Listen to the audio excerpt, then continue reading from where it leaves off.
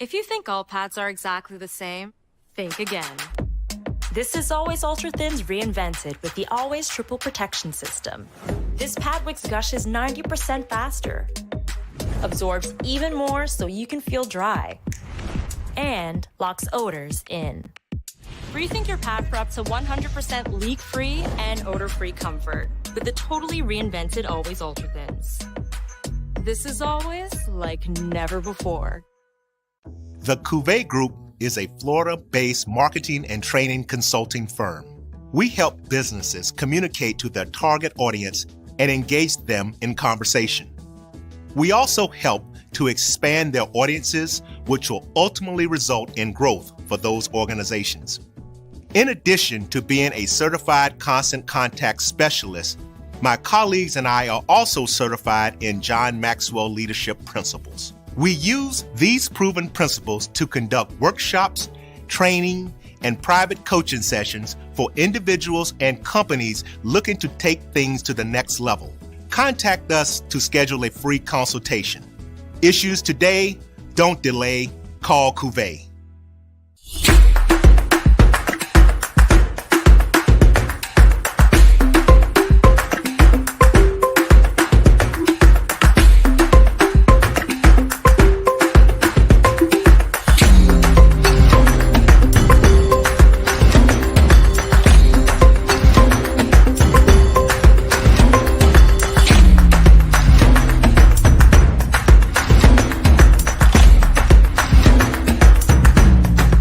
You're looking for the latest information on Southern University sports, the Southwestern Athletic Conference, and HBCU athletics. There's only one place to go. Tune in to the Carlos Brown Show, exclusively on the Black College Sports Network.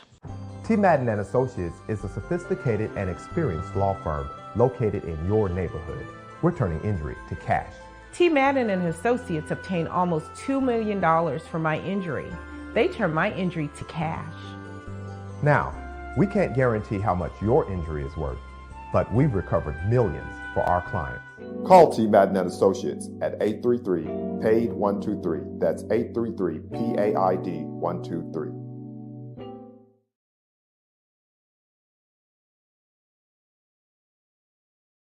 Stride K-12 powered schools are ready to put over 20 years of being a leader in online education to work for you. Dive into curriculum designed for the online classroom.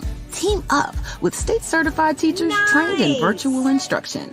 Take control of your child's education journey.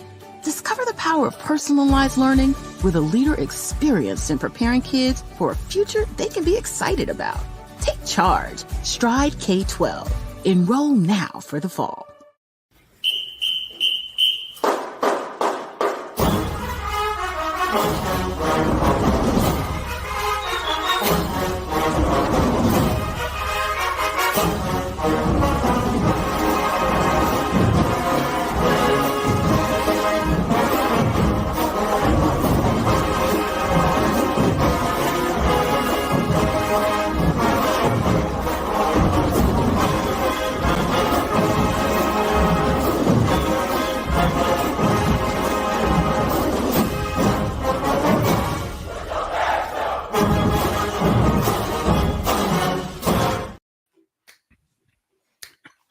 Hello, welcome to a live edition of the O&G Strike Zone. Bryan Fulford, Kelvin Rozier here. Kelvin all suited and booted up. You going to an event? Going to the Strike Tour event? What's going on? Hey, this is the event, man. I'm here with my Rattler family and the HBCU world at large with my brother Bryan. Hey, it's for you all. There you go. See, I feel underdressed now. That's underdressed. Good to see you, man. Hopefully we will have the third member of our squad, Marcus Green, here joining us. I must have missed him. Actually, no, I do know where Marcus is at. He's getting his youngling ready. His young Padawan, who's about to venture off into the world of HBCU education. That's right. Up there in B-more. So I know he's taking care of business with him. So hopefully, he did say he would probably get a chance to join us, but I do know it's hectic. He's probably running around trying to get things done. So if we don't see him until a little bit later, that's understandable to say the least. So yeah, that's the youngest, and that's the son. So he got a freshman year all over again. I think got 2 in college now. Yeah. Yeah, his daughter is Norfolk. Ooh, this is a trivia question. I'd fail it. I don't know. yeah, and then the son is an incoming freshman at Morgan State. So, all right. Well, hey, good to see it's all HBCU ties, all HBCU love. Continue to grow the family and grow the brand. So it's all good. It's all good. But yeah, we got a busy show tonight. I always panic this time of year, Kelvin, because we're struggling. I feel like we're always struggling to figure out what we're going to talk about and what we're going to do on the show. And then magically at the 10th, 11th hour, things just start falling in place. And then it's like a game of Plinko. And it's just like, oh, hey, we got a show. All right. We talented, man. That's why people watch us. We're good, brother. All right. You are worthy. It's good to know. Good to know.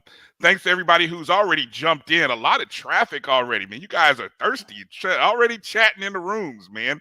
Before we even went live, folks were chatting. So I mean that's a good sign. This is one of the slowest days on the sports calendar, if I'm not mistaken. Although, I mean, with the exception of NBA Summer League, there is, at least they used to say, and actually I don't even think this is true anymore now, but they used to say this was the quietest day, either today or tomorrow is the quietest day in sports on the sports calendar. But that's really not true, because I mean, you got all kinds of sports happening, and then sports news is happening all over the place. Hell, we used to have to try to find content, like hey, what's your Mount Rushmore of HBCU classic games? Or, hey, who's the Mount Rushmore of FAMU quarterbacks? I mean, that's the kind of stuff 5 years ago I think we would have been talking about it this time of year, right, Kelvin? Say, who's the best tight end in the SWAC? I don't know. We'd have been reaching for content, but there is always something. So we appreciate everybody watching us on the YouTube channel. That's the Jericho Broadcast Network's YouTube page at MyJBN1. Of course, we are a part of the Black College Sports Network, which is underneath the Jericho Broadcast Network's umbrella. So we appreciate you guys tuning in. Make sure to hit that thumbs up button and subscribe. We're going to be bringing some little tweaks to the YouTube channel, Kelvin, adding some bonus features, some subscription-based stuff, especially when the football season comes around, So we're going to be creating some bonus content. And so for those of you who are really supportive of everything what we do, we're going to come to you and ask for a little more of your support on a monthly basis, but we're going to give you some stuff that'll be worth it, we feel.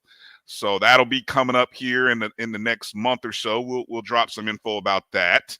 Yep. And let's see. Oh, download that Jericho Broadcast Network's app, the Google Play and Apple App Store, my JBN, my BCSN. So you can never be in too many places, because let's just say you can't find us on Facebook, which is Facebook at ONG StrikeZone, or my BCSN1, of course.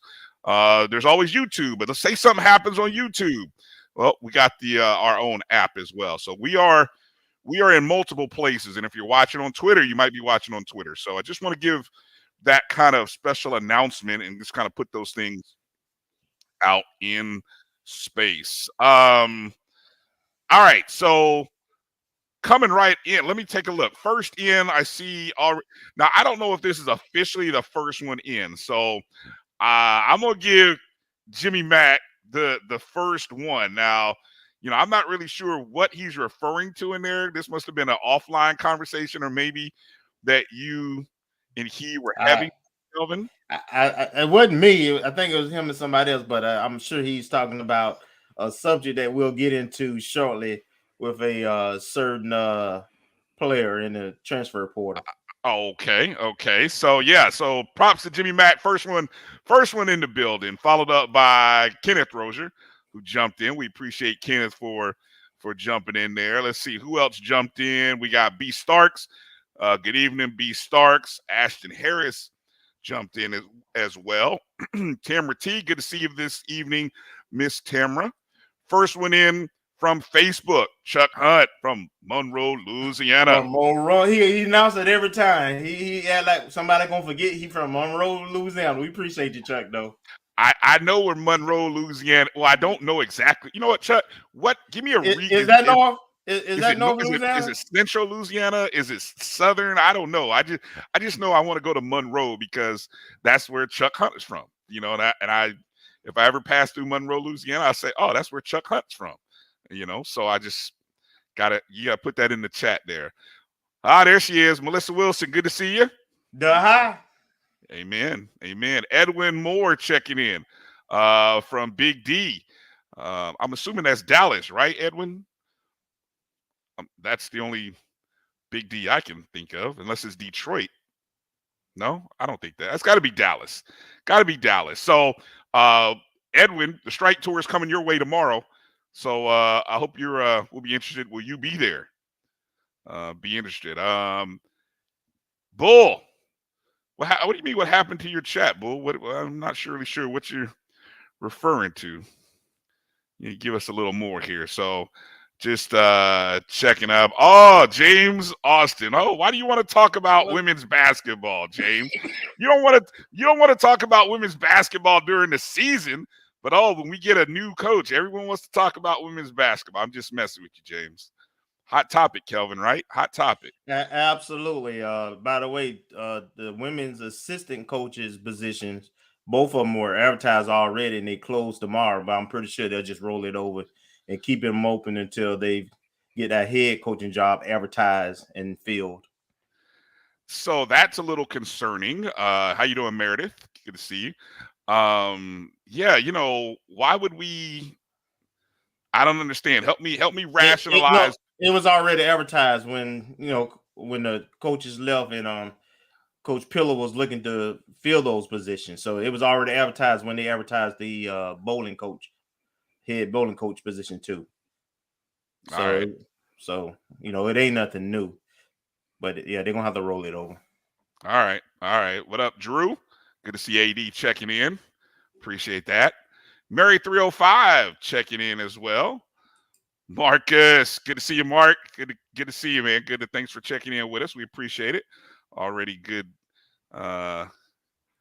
Hey, thanks to everybody who checked us out on the Golden Boot podcast on. I've already forgotten what day did we do that? Monday.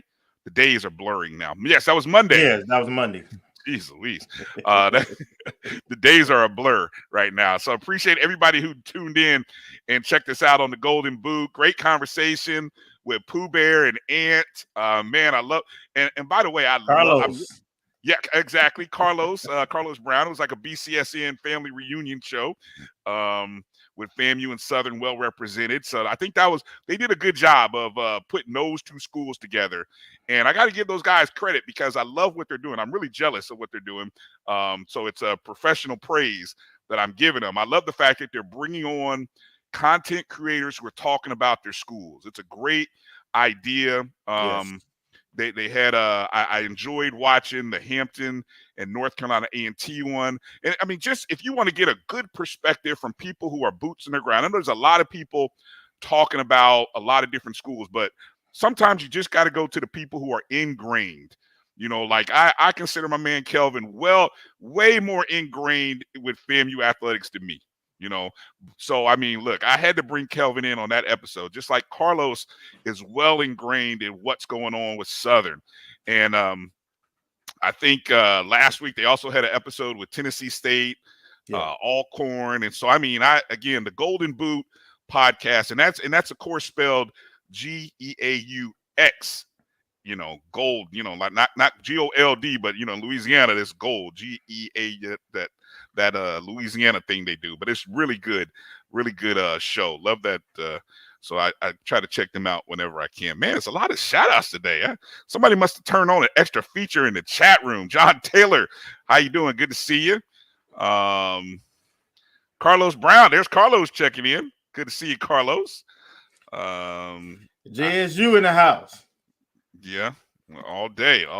Good to see Kenya Moore or Kenya Sykes in there. I don't know where Kenya Moore came from. Kenya Sykes, good to see you.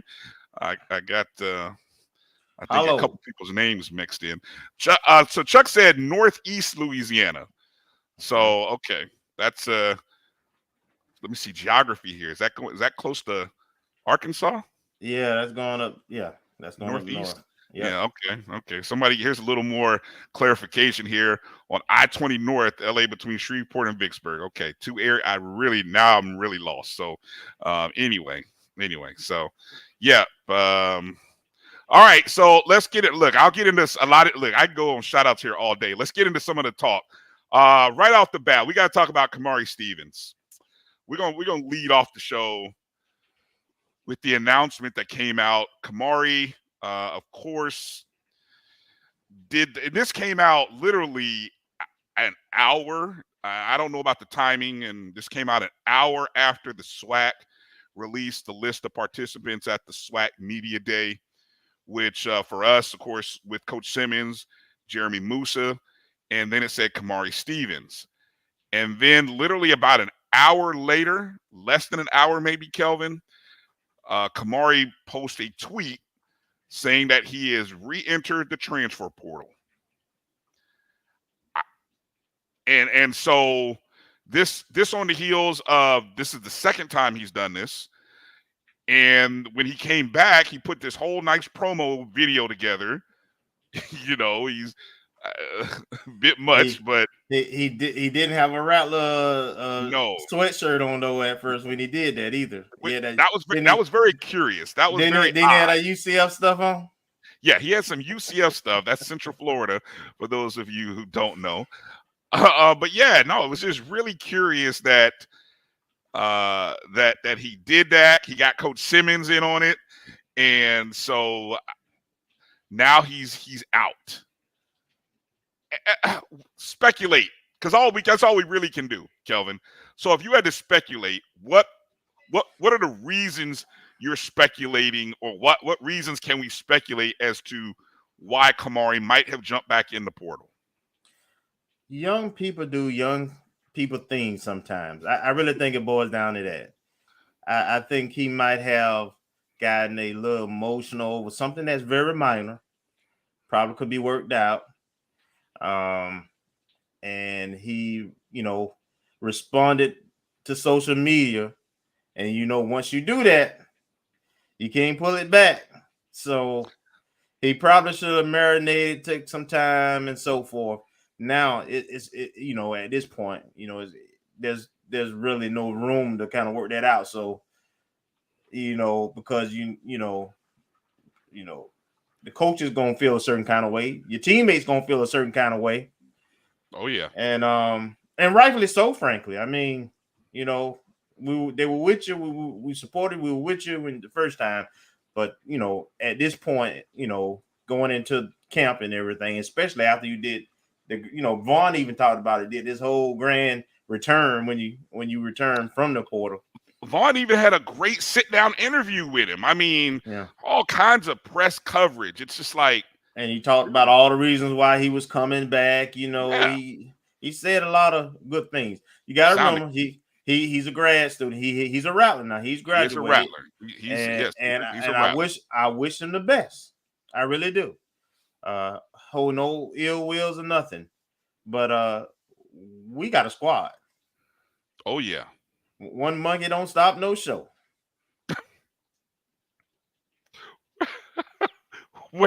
Where did I've heard that so many. Where did that come from? I heard that. It's an old saying. I heard it on some songs. A lot of places, man. One monkey don't stop no show. Yeah.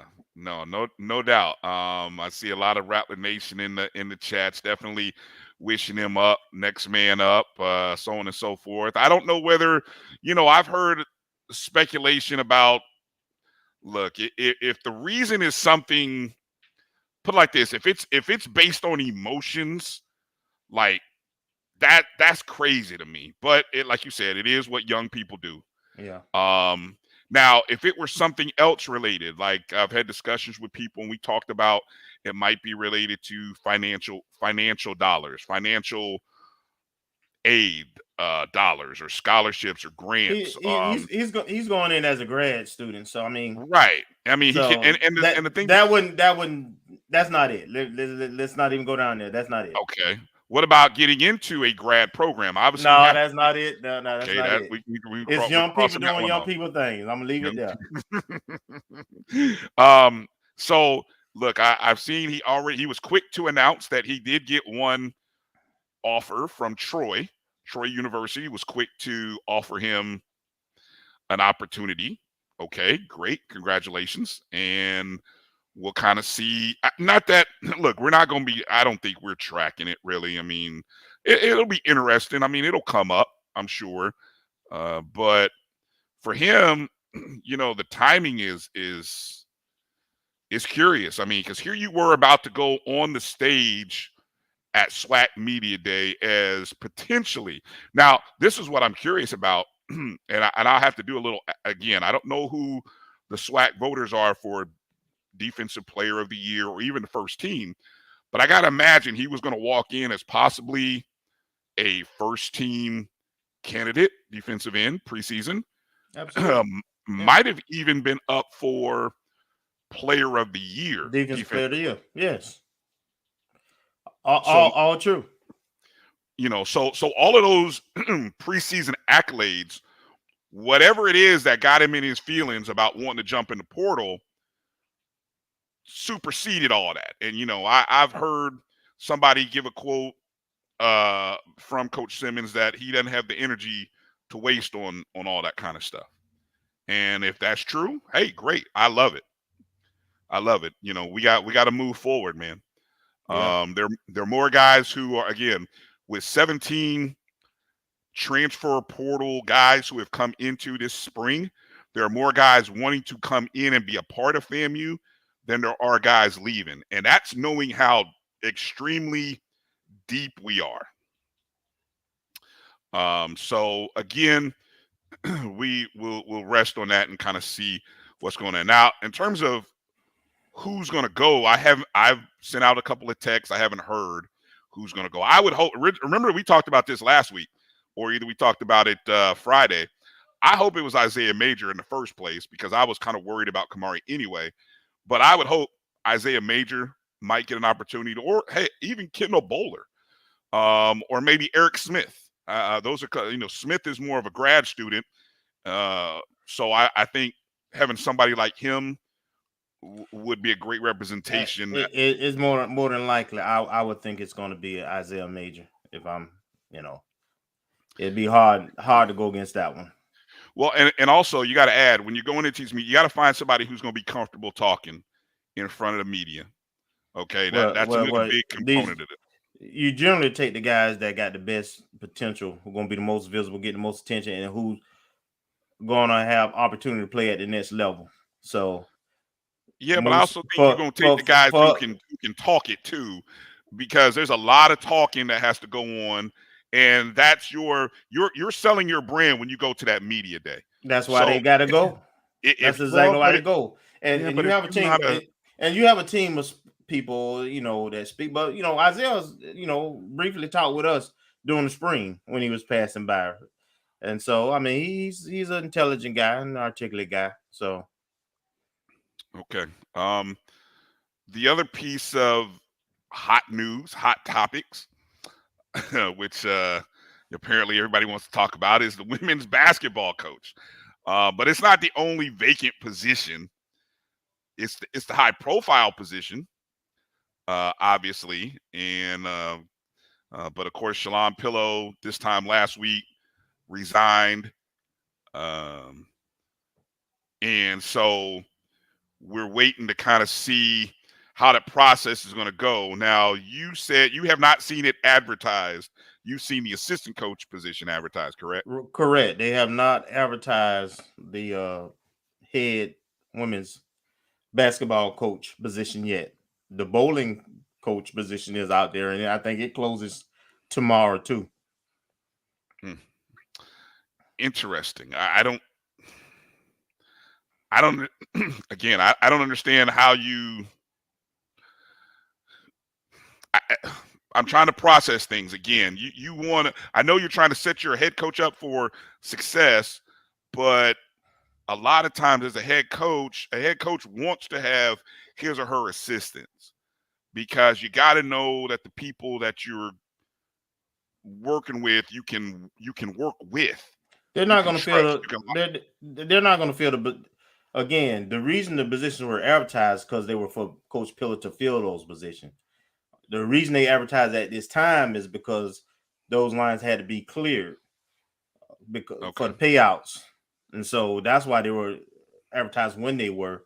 And honestly, that probably contributed to Coach Pillar, along with probably finding something else and seeing some handwriting on Raw. It probably contributed to some of her frustration and why she's leaving, frankly, because some kids are on campus. The entire team will be reporting in less than a couple of weeks, and entire team. It's more like there's only half a team. I don't even think we got a starting five. We may have a starting five, but that's about it, though. Yeah. It was going to be a new team anyway, but some on campus and the ones that are on campus will be reporting shortly, and it's just her. So it was just her. So that's tough. That very tough. Of course, we had, if any of you guys missed our show from Friday, we've tweeted it out. It's a few places. Encourage you to go check out the BCSN Pod Zone. That's where you can find that episode from Friday. Kelvin and I did a great reaction show. It was so good, in fact, that it picked up some great written press attention, which love that, and so a lot of stuff that maybe we didn't. And look, all credit to you guys in Rattler Nation. Some of the names that we threw out were names that we had, but you guys also threw out some great names as well. So I'm not going to get on here and say, oh, the list that our guy Gerald posted on Tallahassee Democrat was all us. No, it wasn't. It was, and truly he said it, Rattler Nation. We are a part of Rattler Nation. We all aggregated that list, and it was a damn good list. It is a damn good list. It is. It really is, because I think it covers it covers the whole spectrum of high school coaches, current Division II coaches, some top-level Division I assistant coaches. I'm going to give a shout-out to my guy, Drew, because Drew came up with a couple other names that we didn't even discuss when he and I were talking about it on Monday. The former Florida Memorial head coach, Gregory Stanback, who'd been there for 17 years at Florida Memorial, ended this past year with a championship in the Sunshine State Conference, had a 17-game win streak at the end. He's recruited at a high level in terms of transfers. So that's a strong program. And then another name that he and I talked about, from right over at Edward Waters, excuse me, Charmaine Wilson, who's been the head coach over at Edward Waters for, I think, the last decade. I think she's a Bethune grad, which surprisingly she wasn't up for that role, which is crazy. But anyway, I've watched her coach and do a great job at Edward Waters, and so I know the folks at Edward Waters are like, Bryan, what are you doing? Stop! We ain't giving up, Coach Wilson. No, well, heck, it'd be a win for FAMU. So there are some really good candidates, and as we talked about, the challenge of all of it is going to be timing, because for us, it's short notice, but also for these other teams and other coaches, it's going to cut them. So if anybody leaves their program, right, you better hope you got a strong stability and strong stable with your assistant coaching staff, and hope she don't take them, or he or she, when they leave, they don't take them all. So that'll be interesting. So we'll talk about that a little bit more. All right, let's do this. Let's get into our first break of the show. Come back. Got some great information to share with you. We talked about how busy a show we got. We got a special announcement that we're going to bring up here on the other side. So if especially if you have a young high school student in the South, you may want to tune in, or at least get ready to tune in. We got some great info to share with you. So hang right there. We will be right back in a short 2-minute block. You're watching the ONG Strike Zone right here on the Black College Sports Network. I have in me the ability to make you a better you. So if you work hard, focus, stay on point, you can do anything. Trust me. We made this track to tell everybody they can follow their dreams. The human voice has always connected audiences with experiences. Major brands all across America have trusted Kever's voice time and time again. Conversational, powerhouse, intelligent, and sincere. That's the voice you need for your creative marketing process. KEAVERSVOICE.com. Kever's Voice, Kever's Voice, KeversVoice.com. Always on, all the time.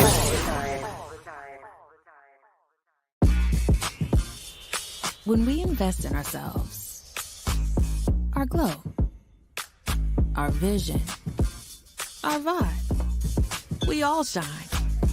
Together, we are black beyond measure. Remember the revival? Relive the remix. Reunite for the Orange Blossom Classic. HBCU Reunion Experience. It's year 3, baby, and we back with that fire. Calling all HBCU fans. Labor Day weekend. The I Love Jackson State University takes on the venomous Florida A&M University. Tickets are on sale now.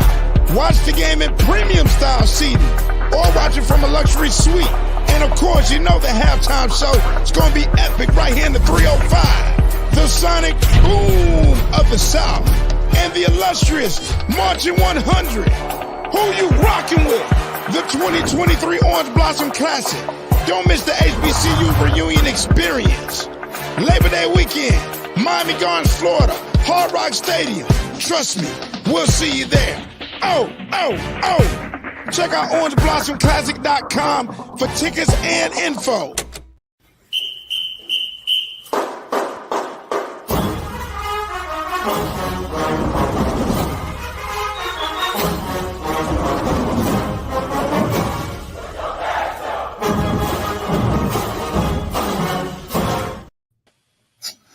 All right, welcome back to the ONG Strike Zone. Bryan, where is everybody? Okay, gotta shuffle around. I'm Bryan. There's Kelvin Rozier, and joining us is Kelvin Carter. Good man. Exactly. Anybody named Kelvin? Awesome. I see. Kelvin, it's good to see you again. Of course, Kelvin has been a part of the BCSN Sports Wrap with me and Drew. He, of course, representing Stride Inc., which we'll tell you about in a second. And, of course, our boss, the boss man himself, Anna Rattler, Roy M. Eavins, the second CEO of the Black College Sports Network and Jericho Broadcasting Network. What up, boss? How you doing? How you guys doing tonight? Kelvin, Roy, what's good? Kelvin, go ahead, sir. Hey, doing well, guys. Great to be on the show. You know, the OG Strike Zone. So, the colors are a little, really nice. I like these colors on the show. So we can get right into the meat and bones of the situation. Y'all gotta understand. I think Kelvin is an Alcorn night, if I'm not mistaken, right? Oh, yes, sir. Yeah. There it is. So give me a shout out. Hey, Kelvin, I learned real quick how to say Alcorn because I was saying Alcorn. Always. Yeah. Y'all got me right. Yes, sir. It takes a while because it just isn't, like you said, always Alcorn. But anyway, we'll get it right though. We can't wait to play Alcorn in a. Well, who knows? We'll see. A lot of people might be predicting a SWAC championship game, but anyway, we'll be playing y'all in 2020. When was it? I think 5. We're on the 5 and 6. That's the back-to-back with Alcorn. If we don't meet y'all first for a championship, so we got a special announcement here, and so I'm going to turn it over to our CEO Roy Eavins here, who's going to let us know about this special announcement. The BCSN and our relationship with Stride is taking some, here we go, big strides. Oh, watch out now. Yeah, okay. All right. Well, thank you there, Mr. Fulford. But I'm actually not going to stay up front myself very long, but I do want to introduce Mr. Kelvin Carter, who again is an Alcornite and has done things with the network, but he also works for K-12 as well as Stride. And I'm going to let him give us the delineation. So in our second partnership that we are putting together with this organization, we're going to have an opportunity for some interns. 15 high school students from across the Southeast are going to get an opportunity to intern with us through the Black College Sports Network and do some content creating and learn the industry and the business, as well as getting engaged and finding out more about HBCUs. We're just happy to be a part of it. We like these brothers over there; they're doing a good job, and we want to kind of tie some things into them. I'm gonna turn it over to Kelvin, and let our guest get his shine. Let him tell us a little bit about what we got going on with their company. All right. So thanks so much, guys, for having me on. So first of all, thanks to BCSN and Roy and Bryan and AD and all the guys and Kelvin for being very welcoming to our program. So I work for a company called Stride Learning, K-12, and we are a company that provides full-blown online schools for students across the United States and almost all the states. Right now, about 47. So in my interaction in the company, this partnership or this type of thought process began with what's called our Employee Resource Group, which is a Black equity group inside the company. And we began with sponsoring a suite at the MEAC SWAC Challenge and the Celebration Bowl. So those are some things that as the company began to see the importance of those relationships with the HBCUs and also those relationships with all of the schools and the schools of education. So as we thought about it, we BCSN partnered with our Stride PD Center to provide some advertising for this ongoing professional development for any student who graduated from a school of education, in particular from an HBCU. They got free professional development for the first 6 months of their career, which would allow them to actually explore and expand upon what they've learned in our amazing institutions. So moving out of that, we were looking for another opportunity, and we talked about content creation, things that kids are already interested in. And that's how we came about with the partnership that'll provide 15 paid internships for students in the states of Alabama, Georgia, North Carolina, and Florida. We thought those states were important. Florida because of FAMU, Georgia because that's where the MEAC SWAC Challenge is held. Alabama because right now, Alabama has the largest number of HBCUs, and also the SWAC is headquartered there. And we at Stride, we have over 4,500 students in those schools with a lot of density around Birmingham, Tuscaloosa, and Montgomery. So we felt like regardless of the race of the student or the ethnic background of the student, this would be an opportunity to just shine the light on HBCU athletics and how great the atmospheres are. So these students will be able to go out, Bryan and Roy and the crew will be able to get them together in terms of it's a formalized process. Students will be applying, and it's an ongoing application. So we're looking for, hopefully we have a few students chosen for SWAC Media Days, so we'll get a chance to talk with them live and in person. But these students will become a part of that content creator family for us, boots on the grounds, not just football, but basketball, baseball, track and field, cross country, lacrosse if we have it, swimming, whatever we have at these institutions inside these states. And it's not limited. If we get a student that's out in Texas that said, hey, I really want to be a part of the BCSN family and help to actually put out there into the atmosphere how great these institutions are and how great our atmospheres are, I think that would be great. So led by Roy and AD and Bryan and Dr. Cavill and Kelvin, this will be an opportunity for us to interact with some amazing students with an amazing company. And these students are in school online virtually all the time. So this is a unique opportunity for them because this gives them a space to go to. So they get to pick where they go, whether it's Tuskegee, whether it's over at Alabama State, Alabama A&M, or whether they choose to show up at the SWAC MEAC Challenge or Celebration Bowl or, Delaware State or North Carolina Central or North Carolina A&T. Those are spaces where we want to see them guided by Roy and AD and what they're going to do with the curriculum and the training of those students. And we're going to support those students in what they do too. So this could not have been done without Roy's diligent effort and us constantly talking about ways to make things better and expand our staff organically, growing from within and growing in partnership. So let's be clear for in terms of anyone who has a student. And I mean, are there any in terms of grade? It could be obviously high school, 9th grade, up from ninth grade to a senior, or are there any restriction? And then clarify again the schools that the students, sort of the base qualification for any high school student is what? Okay, so a student must be enrolled in one of our K-12 schools. So those are schools in Alabama, Georgia, North Carolina, or Florida. So we have schools, full online schools in those states. So they'll be a part of that as the banner is rolling across to www.stridelearning.com. If your student is enrolled in a Stride K-12 powered school, they have access to this opportunity. And the reason why the opportunity is so powerful is because our students are spread all across these states in multiple counties and multiple areas. Secondly, we're going to focus this year around juniors and seniors. One, because the appetite for it is there, and there'll be some pre-work that students will be able to participate in leading up to them. They will have access to a student success coach that will work hand in hand with Roy to actually screen the kids and the interns before they get to us. And we'll have a really good grasp around, with the support around that. They'll submit video submissions. They'll go out and do some things on their own that they've probably already been doing. And then they get the master Roy to just come inside of that and say, hey, let's critique this. Let's see how this screenshot is set. Let's see what you're doing here. And so for us, it's just giving the students that opportunity to actually go out and engage, because they're not in a brick and mortar every day. They're not walking around a classroom or a building. So juniors and seniors enrolled in these schools. And I would say this, if a student is that interested, I would encourage all of them to apply for the opportunity.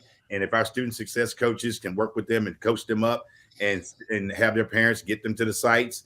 But we really chose to focus around that junior and senior level, because those are students that would probably more than likely be driving, or, have the wherewithal to get out to the FAMU, the Florida Memorial, Bethune-Cookmans of the world. So that's what we really are focused on right now. And moving forward, the expansion is just natural. It's probably going to expand into Mississippi. It's probably going to expand into Delaware, all those spaces where kids can get to see our beloved HBCUs.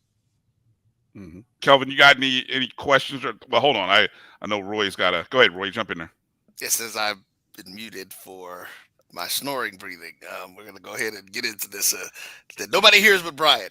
So, but what I do want to say is that we have a lot of things going on with this program. Bryan, as you remember, we actually had interns from across some different places. Of course, when we headquartered in Orlando, had interns from several of the universities, Bethune, Rollins, UCF, who did a great job, and we did a lot of learning. We actually have a full-blown curriculum that we're also going to be working with Stride on moving forward. Because one of the things that we were actually looking at doing is our goal was to create the next generation of urban media people, journalists. We want to create journalists. Mm-hmm. Yeah, we don't want to just do creators. We have, you guys know me, I'm a stickler on being actual journalists in the telling of our stories and doing things. So, of course, that's my forte. That's the part that I'm going to be pretty good in, taking the kids back, showing them some of the analog ways to do things that are still viable that you can do some stuff with to translate over. But we will be bringing in some specialists, folks who are experts in your TikToks and your Reels and all of those kind of things, getting these kids to be able to talk to some actual prominent content creators as well, and having the opportunity to really just get engaged in the growth of moving forward and helping us to tell the stories of our HBCUs. Mm-hmm. Kelvin, any questions? Kelvin Rozier, actually, given the fact that we've got two Kelvins, anything you want to ask of Kelvin Carter? Yes, I'm pretty sure some of the audience is wondering, want to know a little bit more about the Stride online school or program and how you can be a part of that. And so kind of talk about your program. Well, actually, so the banner is rolling at the bottom, and I'm so glad it's on there. They can go to our website, www.stridelearning.com, put in their state, and dial into the 1-800 number, and they'll give them the option or the list of these schools that they can go to. These schools are free, public, online schools. And what we found was, even coming out of the post-pandemic, we had a tremendous retention rate, because there were students who just really fell in love with the ability to learn from home, also be engaged with their teacher. And so one of the unique parts about our schools is that we're not just a asynchronous space like we do trainings at work where you just go in and you watch a video. No, you interact actually the same way we're talking right now and the same way this screen looks. There's 24 other individuals around this screen in classrooms across the country every single day. So kids get up, have their breakfast, get ready to get logged in, and then they go into another system to where they would complete their assignments and their work. So we also previously did this as well with a drone program where we have had students actually get drone certified through the Federal Aviation, which is also really known as unmanned flight. And these students really did some amazing work around getting their unmanned flight certifications and aircraft licensure, and really managed to produce some amazing work. So this has led us through time and trial and error around these types of programs and products to get us to the point to where we're able to partner with an amazing group such as BCSN. And hopefully we got the next level of journalists and social media influencers and content creators that'll be coming forward. Okay. All right. So I just want to kind of remind everybody again that the applications you have an opportunity to go now and apply. I know I put in the chats, I put the link there. Now I don't know if on I don't know if on YouTube the link came through all the way, so I hope it did. But I know on our Facebook pages the link is there. But you can also go to stridelearning.com, and we'll make sure to retweet the full press release, which will be coming out. We should have that released. If not tonight, it'll be first thing in the morning. And then, of course, the application process, which is there. I think if I read the timeline correctly, the applications are open until July 31st. So that you have that would be for our first round of interns by the 31st, and then we'll reopen it again. That'll just get us a capture of how many students we'll have to get us up and rolling for the football season. And also the link to the application is inside of the press release. And so we'll tweet that out later and we'll put it out on all of our platforms. But this is live, up and going. And I can't appreciate you guys, Bryan, Kelvin, Roy, AD. I can't appreciate you guys enough for what you guys do, and look forward to seeing everybody in Atlanta, hopefully for Me X SWAC Challenge, and as well as seeing you guys maybe at SWAC Media Days. Yes, indeed. We will be there for that. Go ahead. You're on mute, Roy. So if you want to get a point in there. Yes. So one other thing actually is we were talking about the SWAC, not SWAC Media Day, but the Me X SWAC Challenge. Kelvin has graciously, this goes to the second link that you guys see on there, the program that we've been talking about a little bit before with our teachers, where we have the space for the new teachers as well as existing teachers. If you are in the Atlanta area or you want to come to the Atlanta area during the Me X SWAC Challenge, because that this year those schools are who again? Jackson State and South Carolina State. Jackson State and South Carolina State. Now you don't have to be an alumnus of those schools, but if you, as long as you're a teacher and you sign up and register for the free program, there it is again, that free professional development program, that free professional development program that Stride is doing with the Black College Sports Network, you will be entered into an opportunity to win 2 passes to the suite where the tailgaters and Kelvin and the big dogs going to be hanging out and doing their stuff. So you'll be able to come in and kick it with them. So make sure that you go if you're a teacher, and we will verify that you're a teacher. Employed teacher. Right. Currently. Sign up for those classes, but we have a lot of things going on between Kelvin and Darren Reed over there at Stride. We are super excited about the opportunities that we have, and we actually are going to need to talk because that curriculum for the charter school that we have centered around our programs and different things, Kelvin, we need to see about how we may be able to turn that into an online learning situation and make it available to a lot of folks. So again, want to thank AD worked with Kelvin to take my framework and make it what it needed to be for this program. So we're again super excited about it. And thank you guys for allowing us a little time to come on and talk about this magnificent program that folks can get their young people engaged in. All right, for sure. We'll make sure to pub that out, and I'll try to see if I can create a short little bit.ly link for the application as well, because it is pretty heavy. So I'll try to see if I can do that in one of the breaks. All right.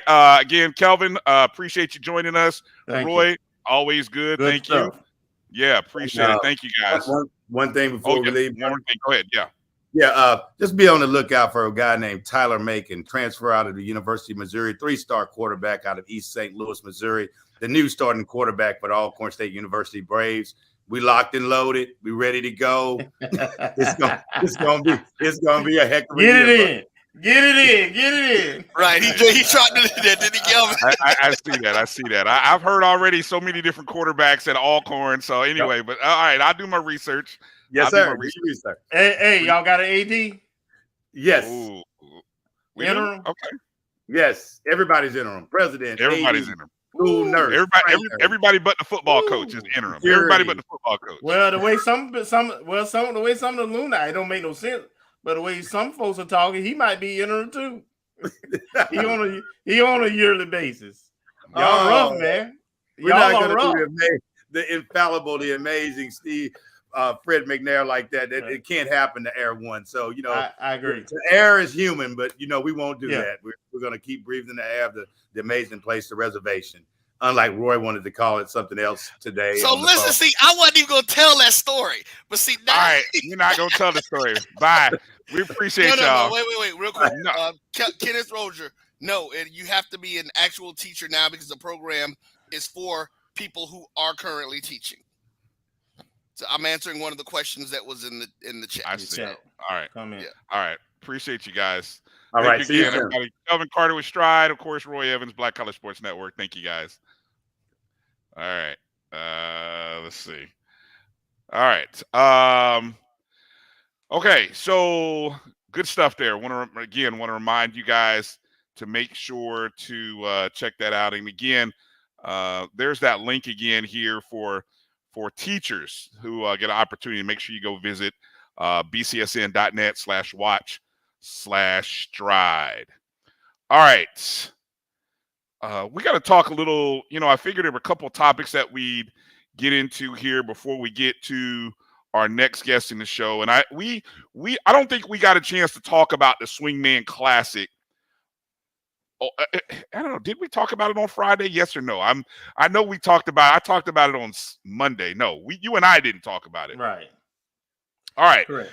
Yeah. So of course, All-Star Weekend for baseball has come to an end.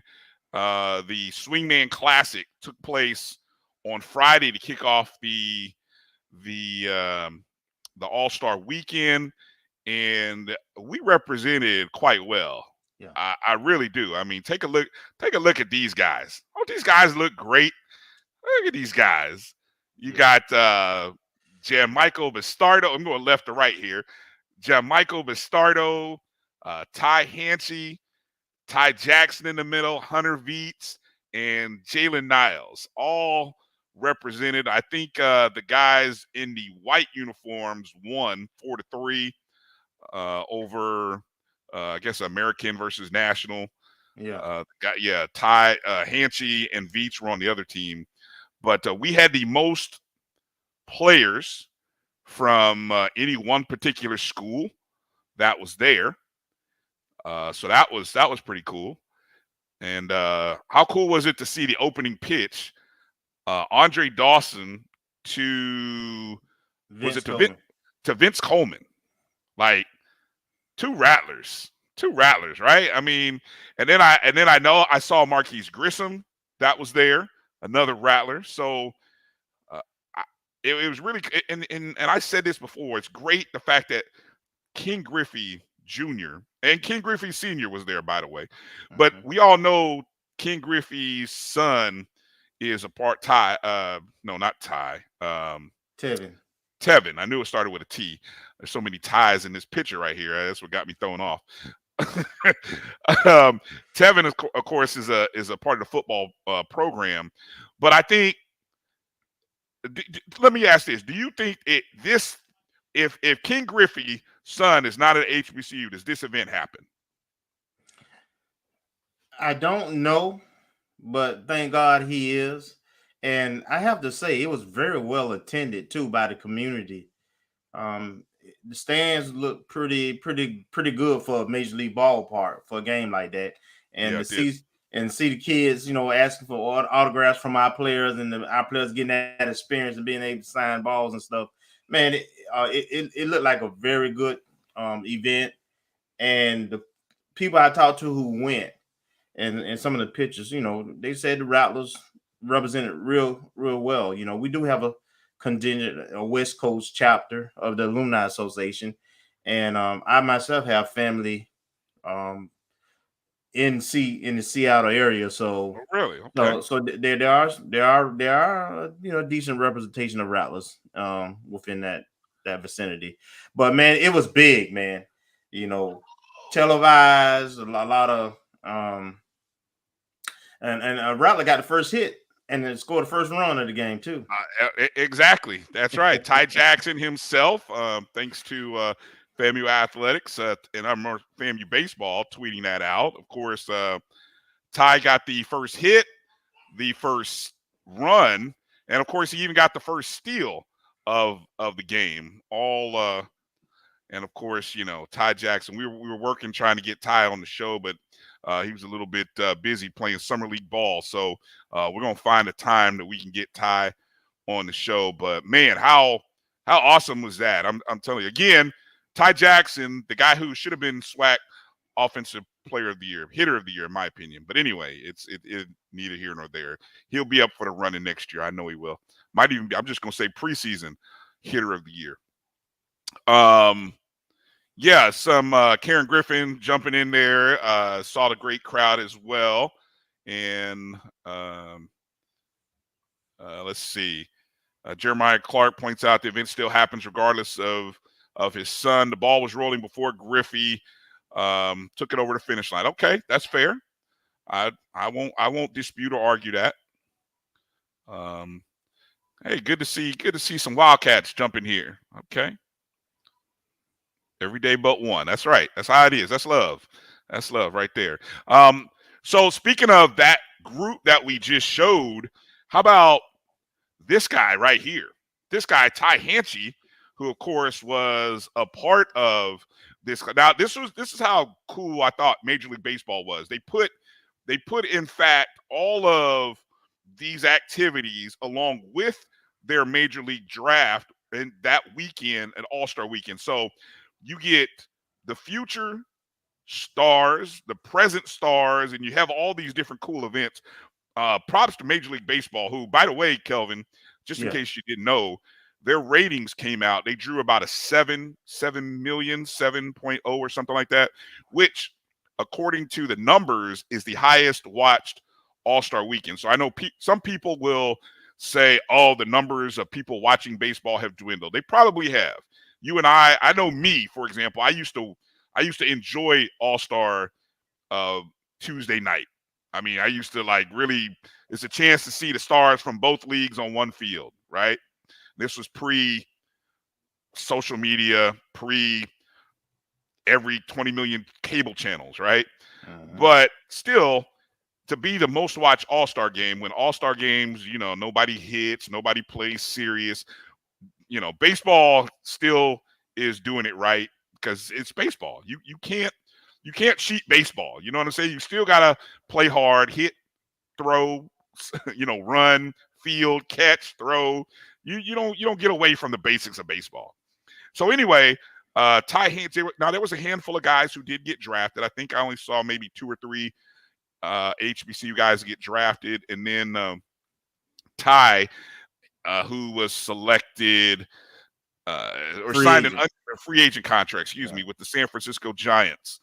And I think he was one of 2 or 3 guys. You could go to blackcollege9s.com. I know they're doing a thing there. And one little nugget here that I pulled out of the article that I read from Black College Nines and their MLB undrafted free agent article. It said all 30 Major League Baseball teams have the option to sign an unlimited amount of undrafted free agents. In 2020, signing bonuses were capped at $20,000.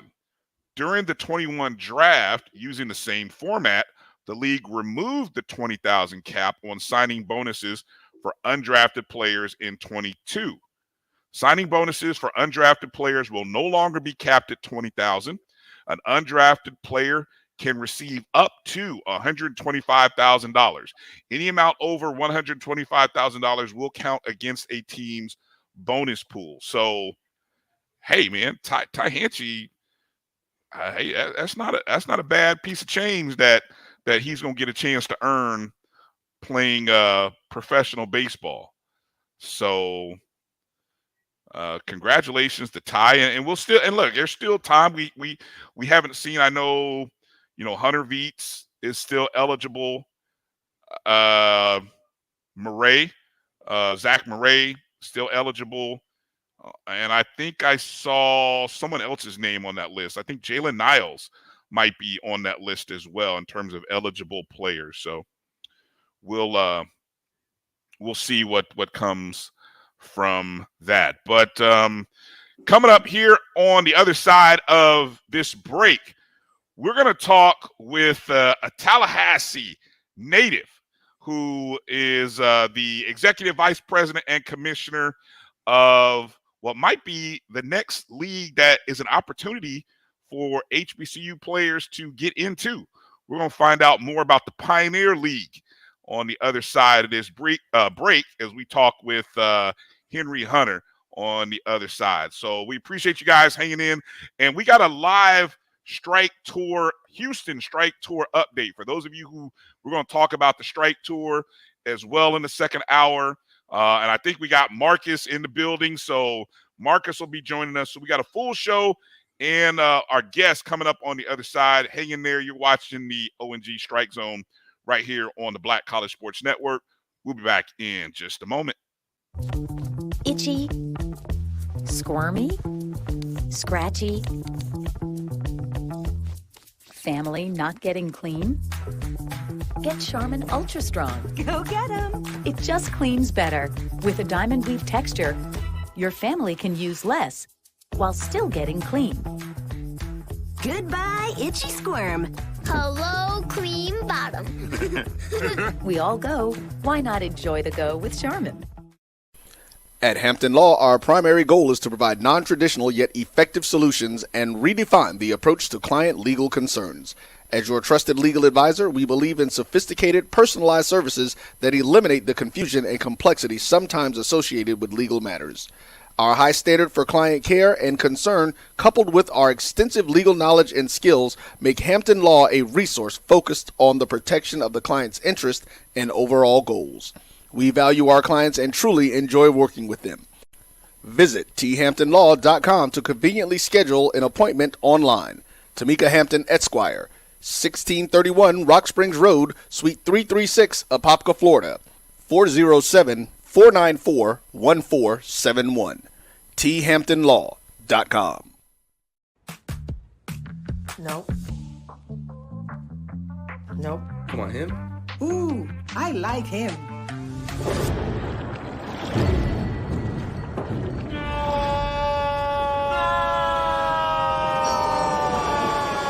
Quick, the quicker picker-upper. Bounty picks up messes quicker, and each sheet is 2 times more absorbent, so you can use less. He's an 8. He's a 9. Bounty, the quicker picker-upper. From novice to aficionado, find yourself here. High quality cigars plus personal customer service. Slow Burn is Waco's only mobile cigar lounge, featuring a meticulous, curated collection of premium cigars. Visit our website, www.slowburnwaco.com. That's www.slowburnwaco.com.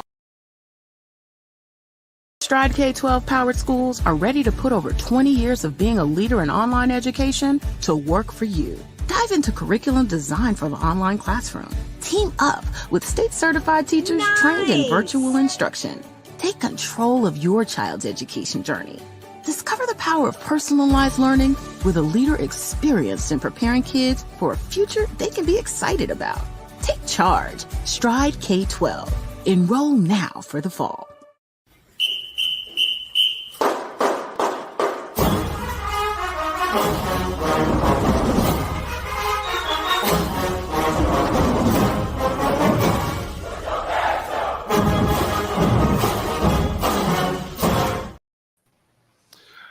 right, welcome back to the ONG Strike Zone. It's Bryan, Kelvin, and somewhere in the dark room somewhere in Northeast America, it's Marcus Green. Marcus, good to have you joining us, as well as Commissioner Henry Hunter.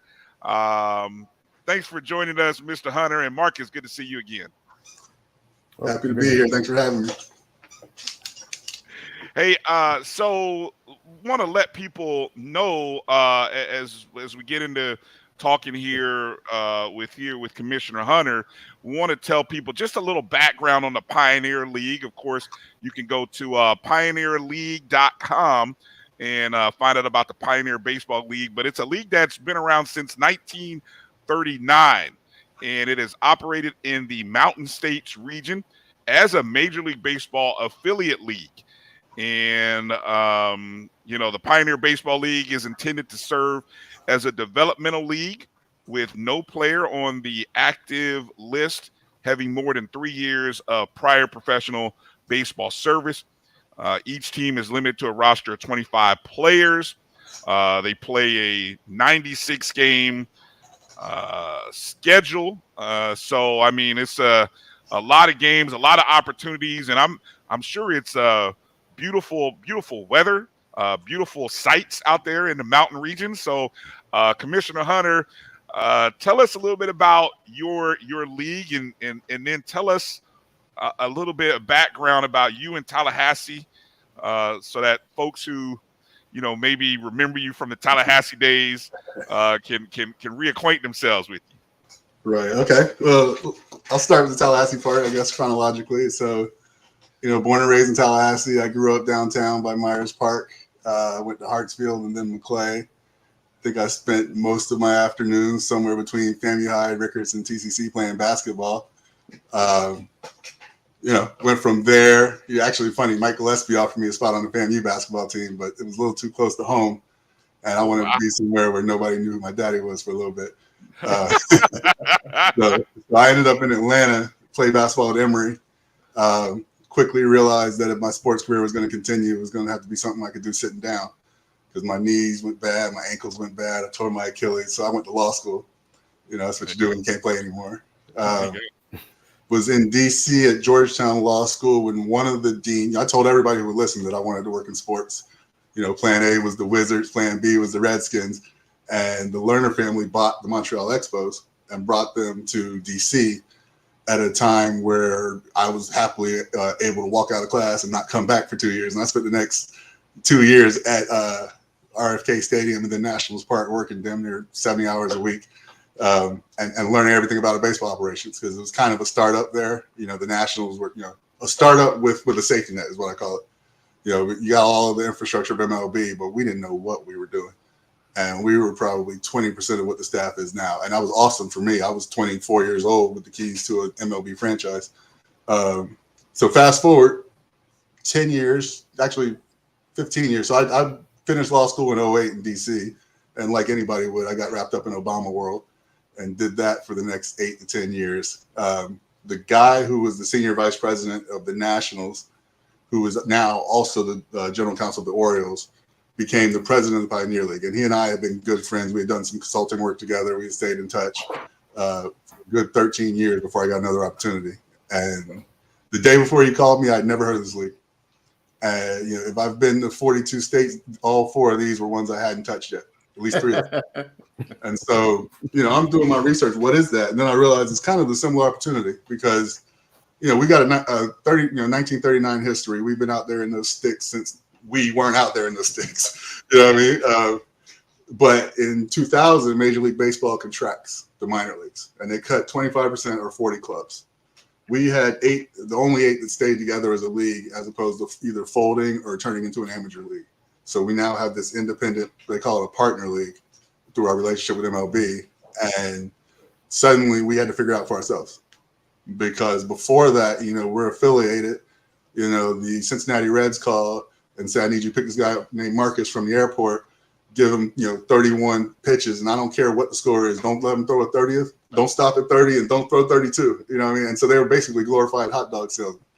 And then overnight, we had to build a league from scratch. So I started in March of 2021, and we had a May 25th opening day with no player contracts. We had no websites. We had no league rules. 4 of the 10 teams were radio only on their broadcast. And so, it was fun because, they basically said modernize this league. And I'm like, well, if I'm going to do that, I'm going to make it like the stuff I watch, which is primarily the NBA. And so, we got it off the ground. 2001 was a successful season. We broke all of our attendance records. We brought on 2 extra clubs, one in Northwest Montana in Kalispell up by the Glacier National Forest, and one over in Windsor, Colorado, about an hour and a half outside of Denver.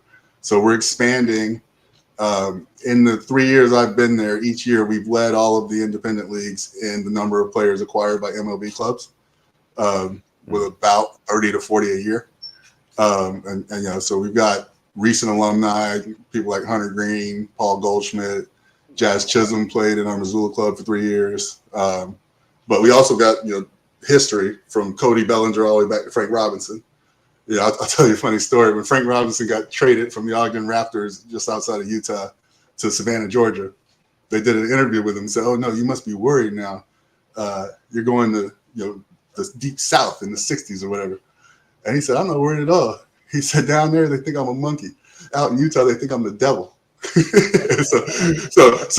Frank was a trailblazer in our league, and so I say all that to say that I'm a fish out of water out there, and I love it. I mean, there's not many people that look like me in the league, period. We've got one black manager, Dave Clark, who is a Jackson State grad, played 12 years in the big leagues. Okay. His team has 4 Jackson State alumni on it, and one guy from, I want to say, Grambling, and then 2 other black kids. So he's got 7 on the squad, and about 4 or 5 of them start. So we're making progress. We do an open drafts twice a year, one preseason, one midseason. And, I've kind of done my little underground marketing, and we've had at least 2 HBCU guys drafted in every draft that I've presided over. So that's been good. But, we're not doing enough in that space, and I'm looking forward to talking about that more tonight. But yeah, we're in the middle of the season now. We got 6 games tonight. One's a doubleheader. I'm dealing with a lightning delay in one of the clubs right now. So it's everything. I like it because it almost reminds me of franchise mode on Madden when I was a kid. I'm doing everything from the merchandise to the TV show we did to, fining and suspending people for fighting. I did the media deal. So it's just fun. They let me do everything I want to. And I've been enjoying it. Wow. And the one condition was I'm not leaving Miami. I'm still a Miami, Florida resident. I'm not. I go out there during baseball season only. Wow. Okay. Nice. Go ahead, Kelvin. So I want you to go a little farther where you was headed in terms of, what is the trajectory of the league, right? Mm-hmm. So you talked about, we just saw the HBCU Classic with Ken Griffey that we were talking about in our earlier segment, and it was well attended. Mm-hmm. And there was some good baseball played. I mean, it ended up being a 4-3 game. And there's about 4 or 5 baseball classics that are kind of out there for HBCU specifically right now. Mm-hmm. And I think they, the HBCUs, they need the most exposure or opportunities at another level to be mm-hmm. seen. So just talk about some of the things. But I want you to talk about what the future look like, the immediate future and long-term future. But I also want to know, when did your season start and when did your season end right now with the Pioneer League? We started May 23rd this year, and the last regular season game is September 12th. Okay. Probably about depending on how long the series go, we'll be done by September 25th. Okay. But to answer your question on HBCU piece, I'm trying to get our mid-season tryout next year to be either at Jackson State or Tallahassee, but everybody says it's too hot in Tallahassee in July. But no, we're doing more and more with the coaches directly. I want to get a SWAC partnership together, but we're not quite there yet. So I also just joined the board of an organization that is it's called the Fox Foundation for National Minority Combine Series, and basically what it is a bunch of wealthy guys got together and said elite black players should have the same thing everybody has. So this is not, there are efforts that go to increase Black participation all the way down to, Little League, and that's great. This is to find that guy with big league potential and make sure from 8th grade on, he's got every private coach, all of the technology, all of the travel ball resources, access. So we're going and finding the best of the best, right, and making sure that neither money, mentorship, or anything else is a hurdle. I mean, we've got Bryan Jordan on our board specifically because we're targeting 2 sport athletes, because as you just talked about, they can only get a partial baseball scholarship. Right. So, that's one of the angles, but it's interesting. And I want to actually get you guys help publishing this. We're doing events this year, September, every month starting in September in New Orleans, Oakland, Atlanta, and then Chicago at Bo Jackson's indoor facility in October. And so, these events, one day will be 11 and under, and the next day will be 12 and up. And we're trying to catch them early, because, baseball has now become a specialty sport. You can't pick up a bat in 9th grade and figure out how to hit a 95-mile-an-hour slider. It just doesn't work anymore. So I'm going to tie that. I say all that to say I'm going to tie that into the Pioneer League and try to build this pipeline. And, we're already doing a tryout in October. We're going to do our first postseason tryout targeted towards college kids that didn't get drafted. It's not a secret that a lot of those are coming out of HBCU because they didn't get a fair look. And the way our model works is we find talent, we develop the talent, and we get a transaction fee when the MLB club comes to get them. We just sold 2 contracts. I always tell my staff, we don't sell players, we sell contracts. But we just sold 2 contracts to MLB this morning. And so, that's half the business model right there, is identifying overlooked talent. And, some of these guys are former draft picks who got hurt or cut. We're trying to get back into major league organizations. Some of these guys are 29 years old chasing a dream still. Mm-hmm. So, but yeah, we welcome any partnership opportunities. I'm trying to get me some of those LeBrons y'all got. Hey, so are we. So are we. So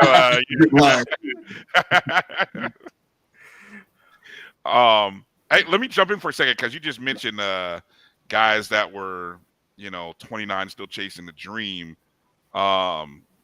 It's fine. I can't think. I don't know where he came from. There was a young man who just joined Pittsburgh, playing with the Pittsburgh Pirates, who I guess he was in the minors for seems to be like a decade, and I think he finally got in. He got called up back in May, I think, or something like that, and finally got an opportunity. But anyway, that just kind of flashed across my mind. You mentioned Hunter Green being another player that came out of your league, as well as you said Cody Bellinger, but you said there was another name you mentioned. Jazz Kism. Okay, where's he play at? He's down here with the Marlins. He's an all-star from the Marlins, Bahamian kid. Yeah. Okay. Yeah, I know about Green. I mean, because he's dealing. I mean, he's in the hundreds. I seen him destroy the Braves one day. It hurt my heart. But anyway, yeah. So that's okay. Marcus, I know you're next, so go ahead, jump in there. I'll circle back after your question or two. Actually, I have. Thank you for having me, and thank you for coming on, Mr. Hunter. I guess I have 2 questions. Yep. The first one, as you were describing it just now in terms of how you go out and get players signed to the league and the developmental piece, it sounds almost parallel to a lot of the history of HBCUs as it relates to developing our athletes. And I guess even more so in the integration era, when a lot of the Power 5 schools could now recruit talent, and we have to go out and find hidden gems or under-recruited players who have talent. How much of a parallel and what successes can you glean from HBCU success, and vice versa? What successes can HBCUs glean from the Pioneer League in order to continue to proliferate that model and make it be successful? Good question.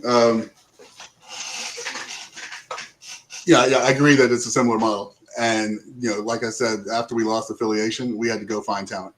So, at the team level, they got 4 or 5 scouts a team. They've all got relationships around the country, and they're pulling in people. I was trying to democratize the opportunity by creating a league tryout. It's also a revenue stream for us that we built. But by having this open tryout to play pro sports, where the only criteria is that you can't have too much professional experience. So, let talent self-identify. We call it betting on yourself. You know what I mean? And we've got multiple guys that, started 2 or 3 years in a row after coming out completely unknown. Nobody knows who this guy is. And then I see Jeremiah's question. I was about to go there. It's the metrics now that allow you to standardize everything. They've got the ability now to put a machine in Zimbabwe and throw you Max Scherzer's curveball and see and catch your bat speed and exit velocity. That technology is there already. And as we know, they can make subjective statements all they want to about attitude or flipping the bat too much, or he doesn't play hard, or it looks like he's 96 is 96. Yeah. You know what I mean? A spin rate is a spin rate. A break is a break. And when the more that it gets objective, the more you start seeing, oh, who's that guy? Oh, he happens to be black. I don't care. Look at that, velocity. And so we've been doing a lot of that. And that's part of the thing we're going to do at this combine too, is just try to give everybody access to the metrics. So now when you come to a Pioneer League tryout, we've got partnerships with TrackMan and Yakkertech that are both ball tracking systems. And everybody leaves with a 5-page PDF that has everything you did if you were a bullpen or a pitcher, everything you did as a batter, from your 60 time to the average launch angle of your swing. And so, even if you don't get chosen, you're sitting there with a brochure for yourself or with a guide for what you need to do better. The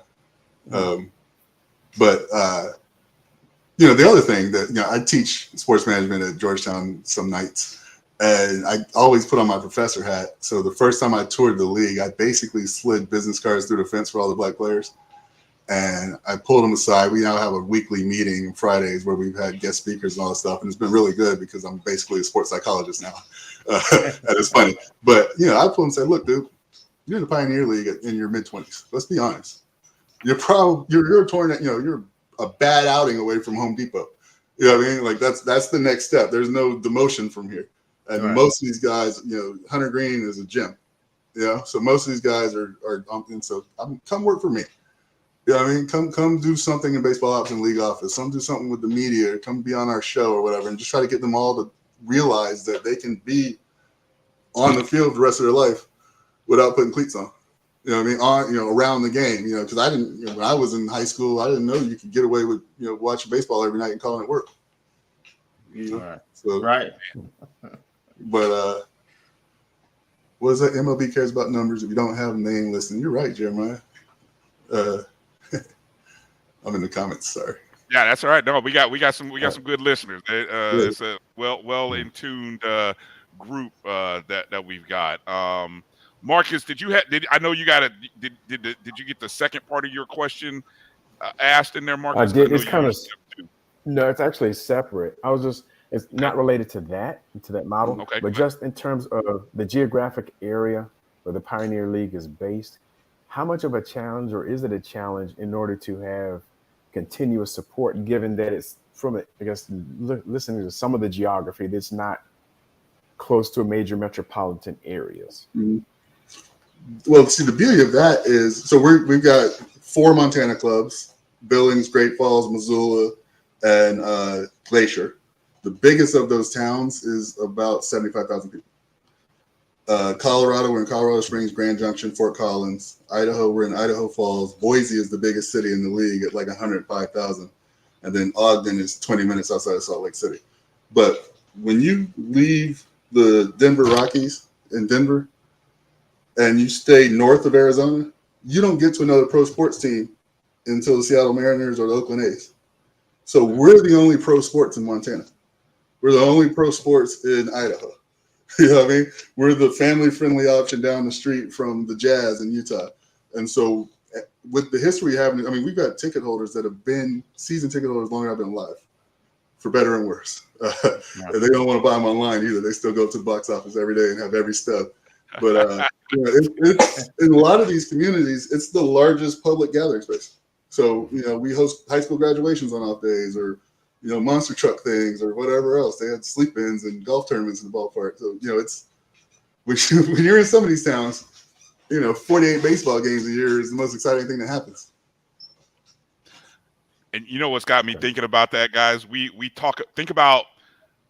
I'm gonna take this to our world of college football, and we see what those programs in North Dakota and South Dakota are doing, and we talk about the comparisons. People always try to say, what we aren't doing or what we can't do. Well, they're the biggest show in those areas, in North Dakota. North Dakota State is the biggest show up that way, next to maybe South Dakota State now, and so those schools are generating a lot of revenue. So I could see your league and these teams and these franchises drawing in some big crowds on a daily. And talk a little bit about the media aspect, because when you're reaching out, I think that's an interesting aspect, because I think now when you have these players coming out of, whether it be the East Coast or down south,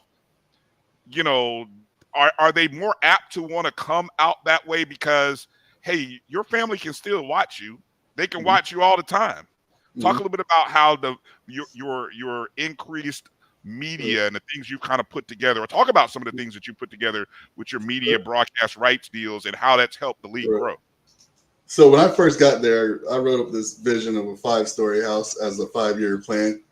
And the bottom floor was the foundation. So I spent year one making sure everybody had cameras, microphones, literally power outlets to certain parts of the field, just infrastructure. Got everybody up on the stream, but some were Vimeo, some were YouTube, some were embedded on their websites, some were Facebook only. And so, but everybody was available. Year two, we consolidated that, but we chose a free platform that didn't give us the ROI we wanted. So we were basically spending a lot of money to give our games away for free. And this past off season, we went to a company called Flow Sports with a proposal, because we went and talked to the Atlantic League up in the Northeast, and we talked to the Frontier League, which is kind of the other part of the Midwest, the eastern part of the Midwest. And we consolidated all of our media rights and went to Flow Sports. So now when you go to Flow Sports, you can watch independent baseball from 5 p.m. to 1 a.m. just moving across the country between our 3 leagues. And that gave us a pay-per-view model and a revenue stream. They now pay for our media rights. They, we got all these commercials in and all these capabilities we didn't have, including the ability to give, comp accounts to players back home. I was looking yesterday, the number 1 state people watch from is California.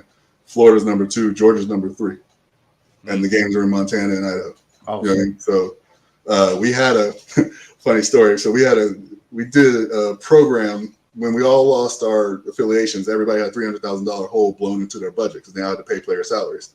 So one of our clubs did a partnership with a Mexican league team, and we took the second level minor league team from Monclova, Mexico, and they played as the Rocky Mountain Vibes in Colorado Springs in our league. And I had their marketing people do something as simple as just tag the Mexican team in all of your Instagram, Facebook posts or whatever. And we come back at the end of the year, they had twice as many people watching their games in Mexico than Colorado. And so, I've been thinking a lot about how to replicate that with a Korean group. And I've been thinking a lot about how to replicate that with a group from the Dominican, because we think we can, it's interesting because the way visa exchange programs work, if you got an individual professional visa, it's a headache. But if you come as a group of 25, it's considered like a tourist or a cultural exchange. And so you can do the little experiment where all 25 of the Mexicans play together without looking like you're engineering something. But that's so. So we've been doing that. We worked, and they let us do all kinds of out of the box stuff. So I was on the couch one night, texting my boys on Monday Night Football, watching Peyton and Eli, watching my fantasy team, doing all this stuff. And I said, we should do this. So we created what we called the PBL Roundup Show. And it was a live, thing on Wednesday nights last year. We took Tom Brenneman, the host of the Reds baseball stuff. Oh, yeah. We had Bill Bavasi, who used to be the president of the Angels and the Mariners, and then a comedian that I found from one of my college buddies. And they did this live show, 3 hours a night. We did look-ins on the games. We had Charles Barkley on the opening episode. We had Pete Rose on the second episode. Adam Jones came through. Bob Costas came through. And we just kind of, leveraged the network to do this show. Now, granted, I never had anything to do with making a TV show before. And, it was basically my baby. And we had all the production hurdles you would expect, this, that, and the other. And at the end, they kind of said, Henry, you try to do everything at once. You know what I mean? Sometimes we were talking about betting on baseball in the 80s, and sometimes we were talking about, the Pioneer League stats leaders. And so we've now Well, we've done two things. We've narrowed it to a show that's more focused on highlights and plays and the players, because we all realize that that's what we're here for, to promote these guys to get to the next level. And nobody really cares nobody wants to watch me do my job. You know what I mean? They want to watch people play baseball. So we tried to get behind the players and make them the face of the league. We've been giving them the keys to our social media and saying, go behind the scenes. And that's, that we're trying to do, kind of step back as a league office and promote the players. We did a series on all the managers. But the interesting thing is that I think the third or fourth floor of the media strategy was content. And so we're now deep into a conversation with a streaming network that wants to do a show about our next expansion project. And we've got another studio that wants to use a couple of our ballparks as the backdrop for some of their fiction, scripts. You know what I mean? And to Jeremiah's point about revenue, there are only so many people buying hot dogs and beer in Billings, Montana. And getting the 300 of them that aren't already in the ballpark ain't gonna change the numbers. You know what I mean? So right. How do we turn our stream into a six-figure revenue stream? How do we turn the jerseys into something? We did a deal with a company to do all the jerseys exclusively and got them for 30% off. We even went to the factory in China where they're making Rollins baseballs. We cut Rollins out of the deal, went to the exact same manufacturers, did the wholesale, made our own baseball. Oh, nice. There you go.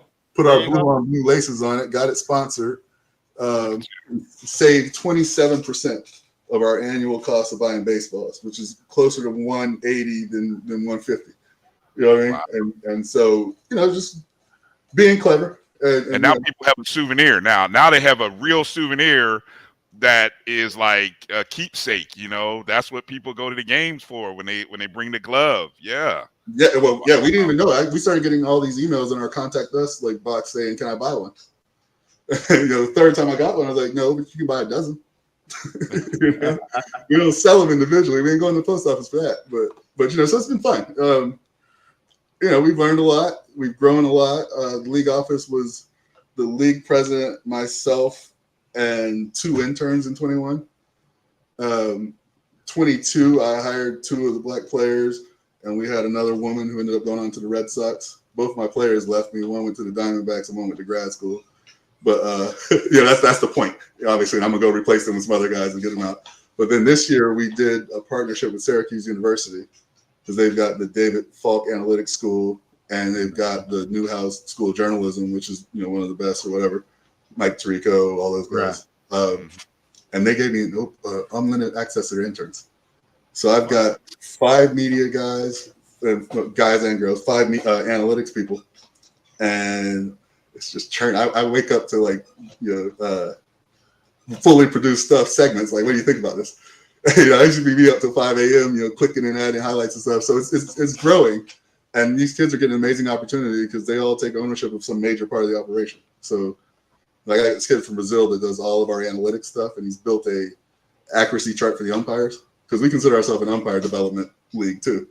So it's been fun. It's been really fun. So would you? Go ahead, Mark. Go ahead, Kelvin. Well, I was just gonna jump in. I'm listening to how you jumped in and brought all these ideas to the table. And one thing I thought about, I heard you say about camps and tryouts and that kind of thing, and that you lost what essentially being a direct feeder for teams in MLB. Mm-hmm. And I see an opportunity, of course, for you all to establish feeder programs along with what you're already doing.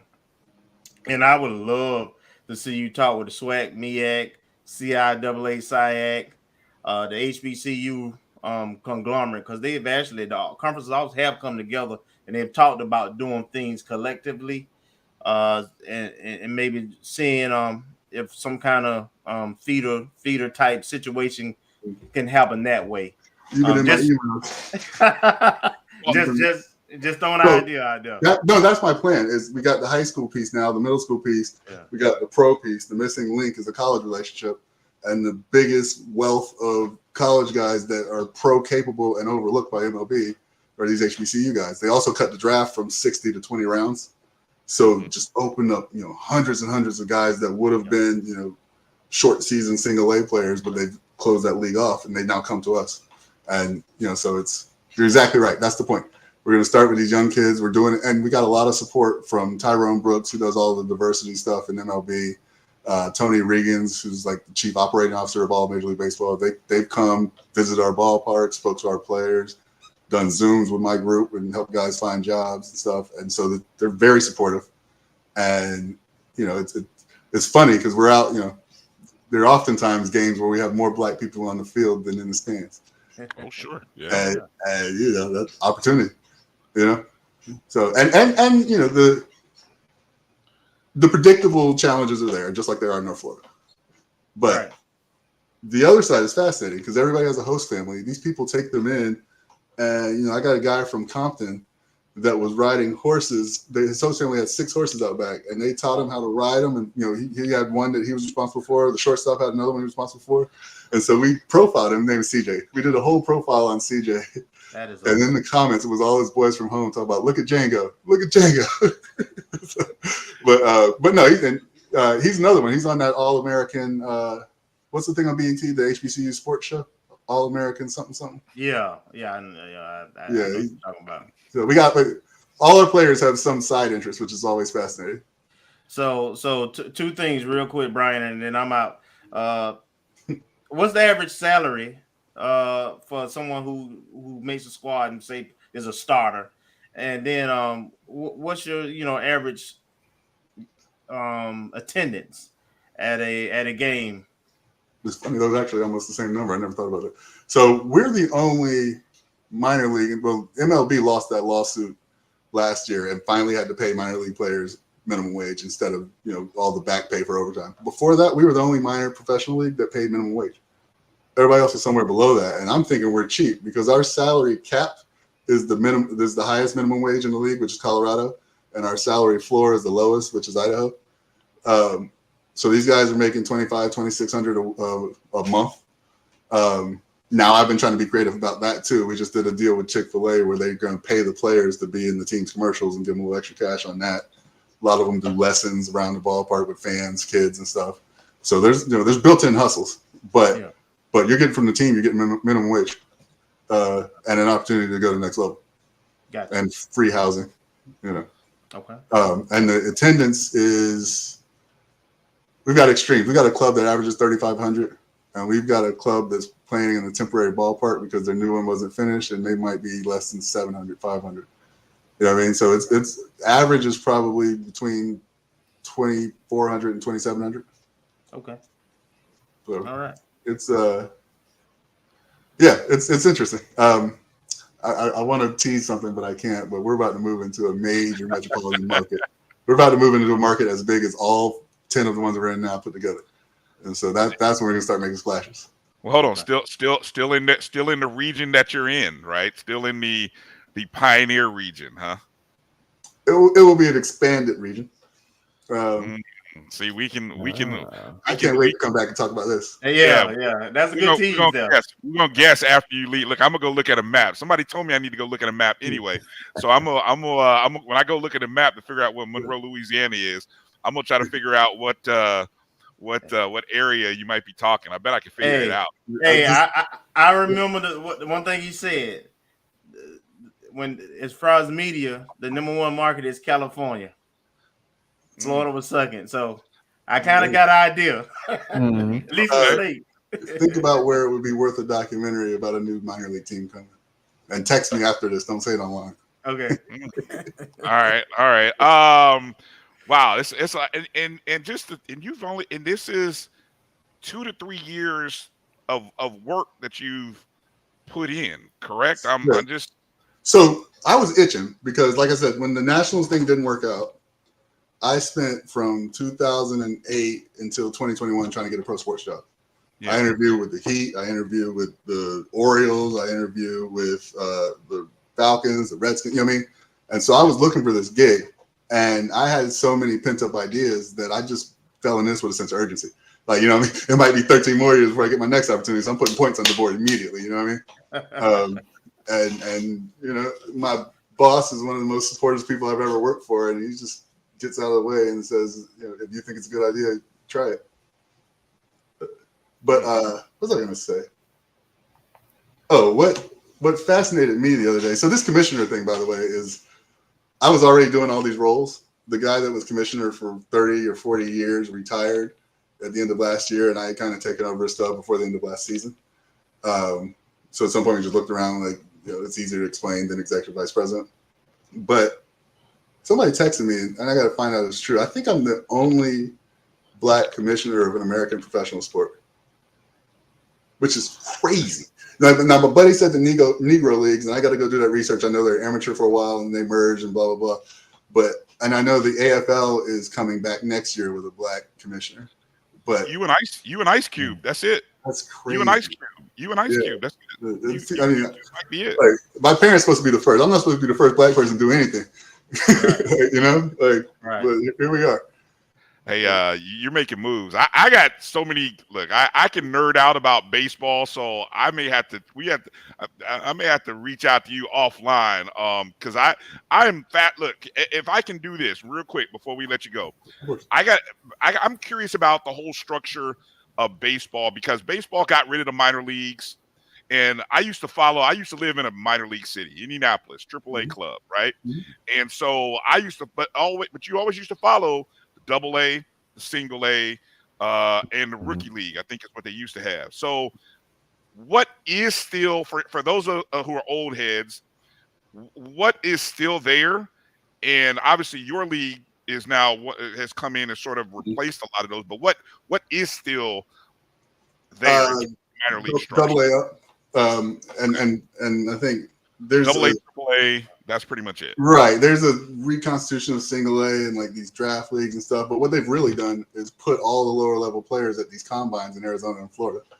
And because the metrics and analytics people have taken over so much, they think that they can go down there and do drills all day, barely even scrimmage, and improve. And our whole value proposition is we're going to put you in a ballpark in front of stands. We're going to keep score and have a playoffs. Let you play competitive baseball with people watching instead of sitting there in a batting cage trying to see what your exit velocity could be with nobody pressuring you. It matters. Yeah. So yeah, but the popular assumption is that they're going to contract again at the end of this season. And, everything's rumor until it happens, but we've been trying to position ourselves to be a very attractive destination for some of these clubs that are going to find themselves as orphans in October. And if we do that right, we could go from 10 to 18 or 16 real quick. And you've got a model now in place that says, this is why we are successful.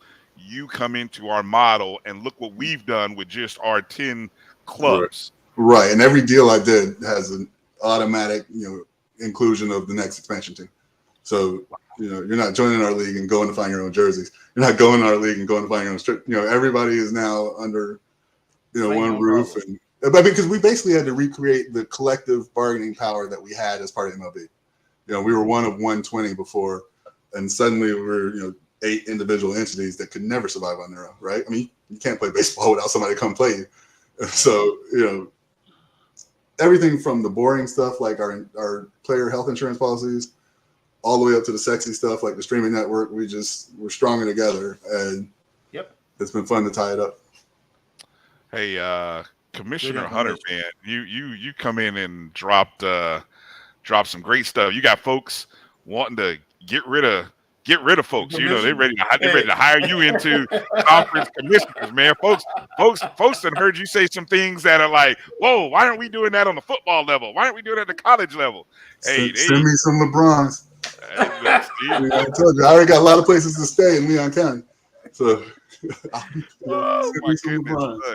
Hey, wow.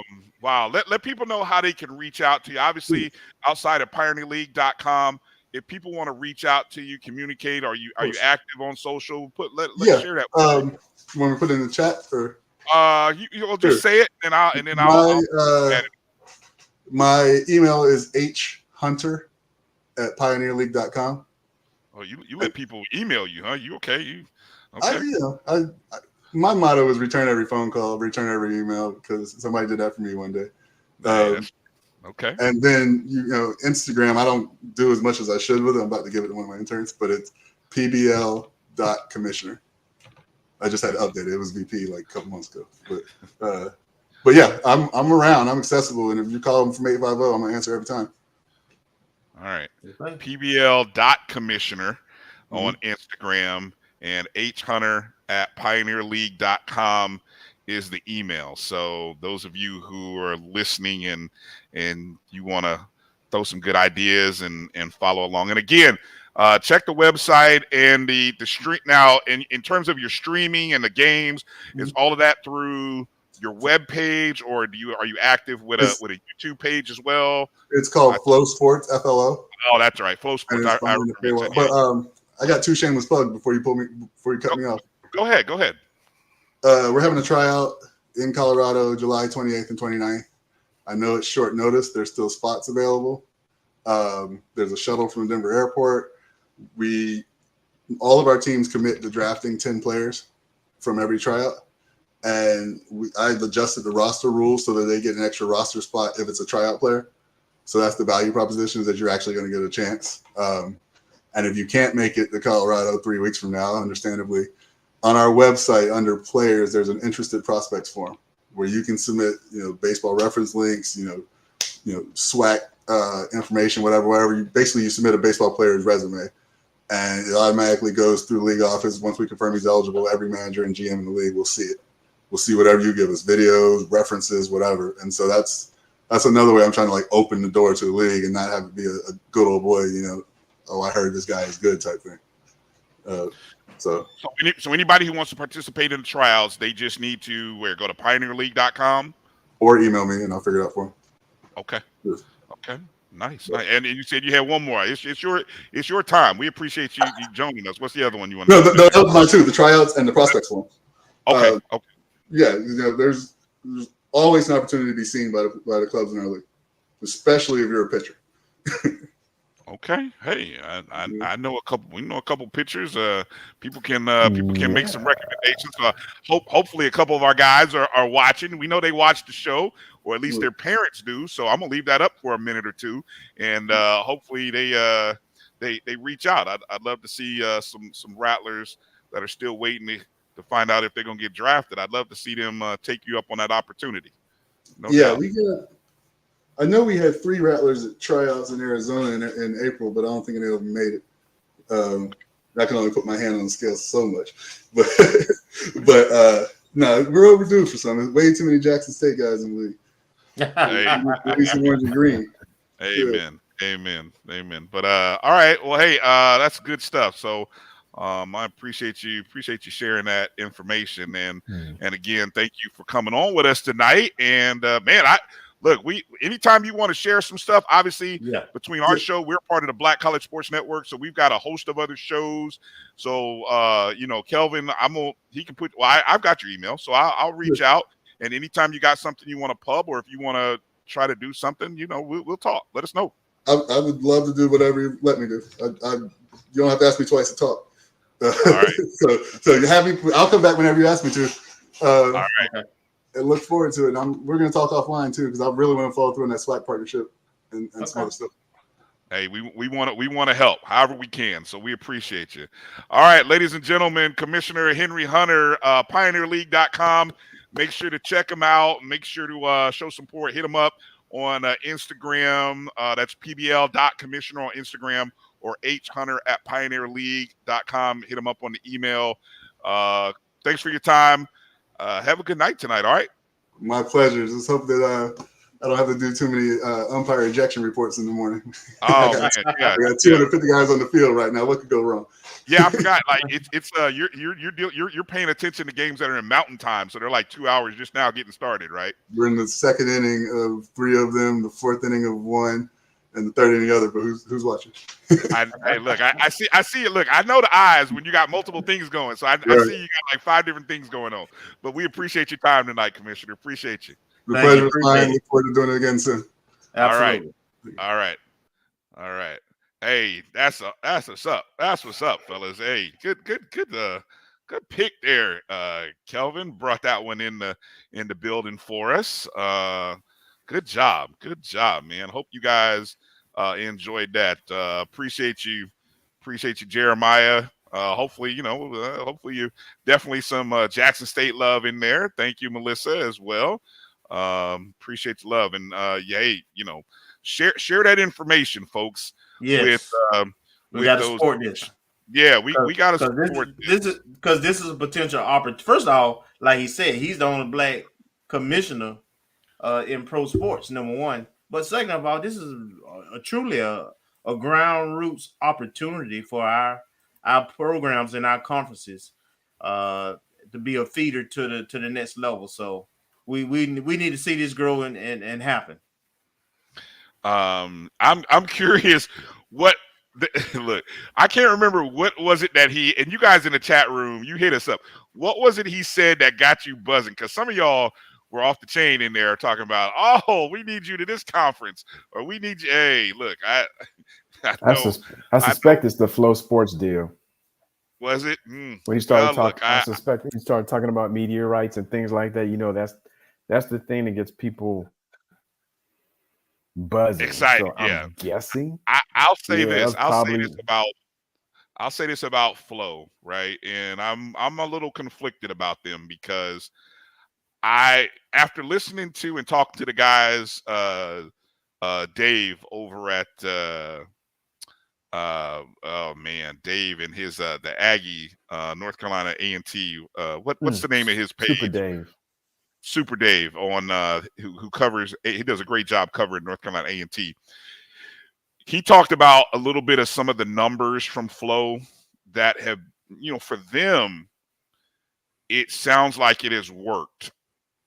My question is, I know, for example, the SIAC had a deal, or still even probably has a deal with Flow, and I just know the reviews haven't been great. Okay, but I get the concept though.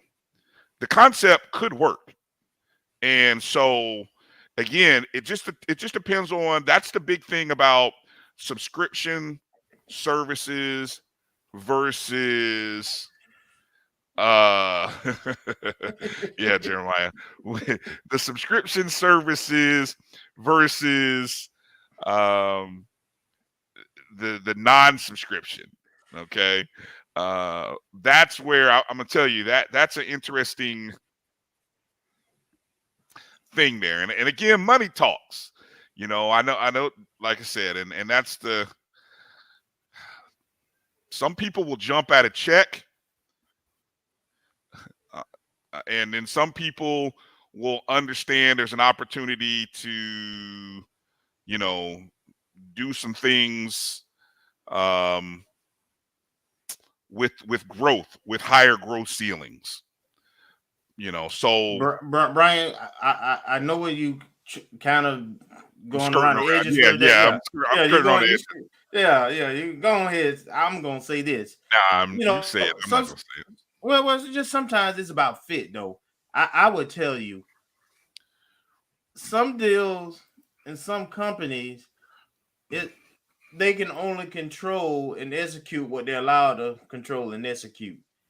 And so you can have the same deal with two different institutions or conferences or what have you, and it can have different results based upon how the environment is of those two places, because I've seen it firsthand where the vision is there, but there's not the resources to execute, whether that be people, whether that be money, whether that be the culture of the program. A lot of unfortunately, a lot of HBCU athletic conferences and schools, but especially schools, they don't necessarily have control of all the decisions, and they need that control of those decisions for their departments in order to maximize, the resources. You get what I'm saying? Yes. Yep. Yeah, I got you. I got what you're trying to say. All right. I'm waiting on word on whether we're gonna have our live. We had planned on having some live feedback from the strike tour that's happening right now in Houston. My man on the ground, we got somebody boots on the ground there that's um, at the actual strike tour. And so I just got a picture here of the check, one of the checks. I don't know if it's the final numbers or not. So let's kind of talk about that for a second, the strike tour, which happened. Let's see, I don't know if my slide came in here. The strike tour actually started in Jacksonville last night. Strike tour. So it was Jacksonville last night, Houston tonight, Dallas tomorrow, and then after SWAC Media Day, right before the end of the month, they're going to be in Miami, South Florida, Fort Lauderdale, right? So some of the I'm going to talk about that for a second. Anything you guys want to add about the strike tour? Anything you want, and like it'll give me a second to kind of pull up something.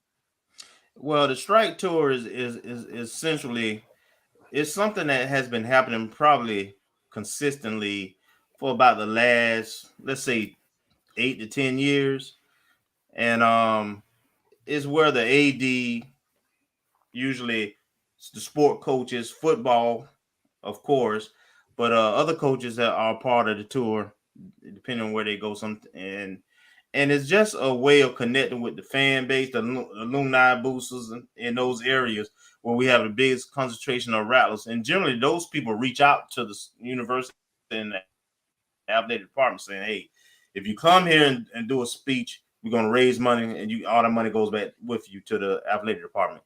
So, for instance, last night, in Jacksonville, the total was 21,000. But that total I know is running because they have a link also for people who weren't able to make it. And I know some people who weren't able to make it, and they didn't get the word about it in time, so they didn't even know. And so they're giving through that. I know Houston, where they are tonight, they got a link already up. Yes, there is a link. It's on the FAMU Foundation, on the FAMU Foundation page, and it'll say Strike Tour Jacksonville. So specific for the Jacksonville group. Now, if you had been listening to our show even 2 weeks ago, we told you when AD Sykes and the Strike Tour was happening. Did we not? Matter of fact, I even tweeted it out after AD Sykes had her town hall meeting at the end of June, I think that was. So, you folks in Jacksonville who have missed out, you got to tune into the show a little more regular, or you got to make sure you're following us on Twitter, because we put that out there. We told you. Now, in terms of where, I don't know where they had this, and you can see this is from last night. See Coach Simmons there on the left. Looks like that's Lawson in the middle. AD Sykes to the far right. Okay. And then this is fresh from today. This is today, just minutes ago. And just in case you can't see, that is a check for $20,000 from the Houston chapter. So that's 20 G's there raised already from the Houston chapter, and that probably, like you said, is an ongoing thing. By the way, that's my classmate who helped put that together, Dr. Humphrey's youngest child, Lawrence, standing next there. Lawrence Humphrey standing next to Coach Simmons. Second to the right. Right next to Coach Simmons on the if you're looking at the picture to the right, yes. Okay, so that'd be second to the right. That's okay. Okay. Yeah, and I think my good friend, I'm not mistaken. That's FAMU high classmate, by the way. You graduated from the high. Okay. All right. Yeah, so I'm not, like I said, I know he texted me and told me that they were still doing the Q&A session, and this was as of 15 minutes ago. So it may have gone long, and so I was hoping to kind of get a live, but we're coming up on that portion of the show where we need to start winding it down. So we're definitely so Dallas is on for tomorrow. So we're going to see what Dallas does. Now, I don't have the start time for the Dallas portion of things. Maybe I would imagine these have been starting around 6 o'clock, whatever local time, 6 or 7 local time. So any of you Rattlers in the Dallas-Fort Worth area, check with the National Alumni. Check their Instagram, check their Twitter, and see if they've posted any information about when the time on the strike tour is coming to Dallas. So, all right. Let's talk about for a second. Hold on. Yep, I think my buddy. Let's go to uniforms. Let's do a little uniform thing because some new photos came out that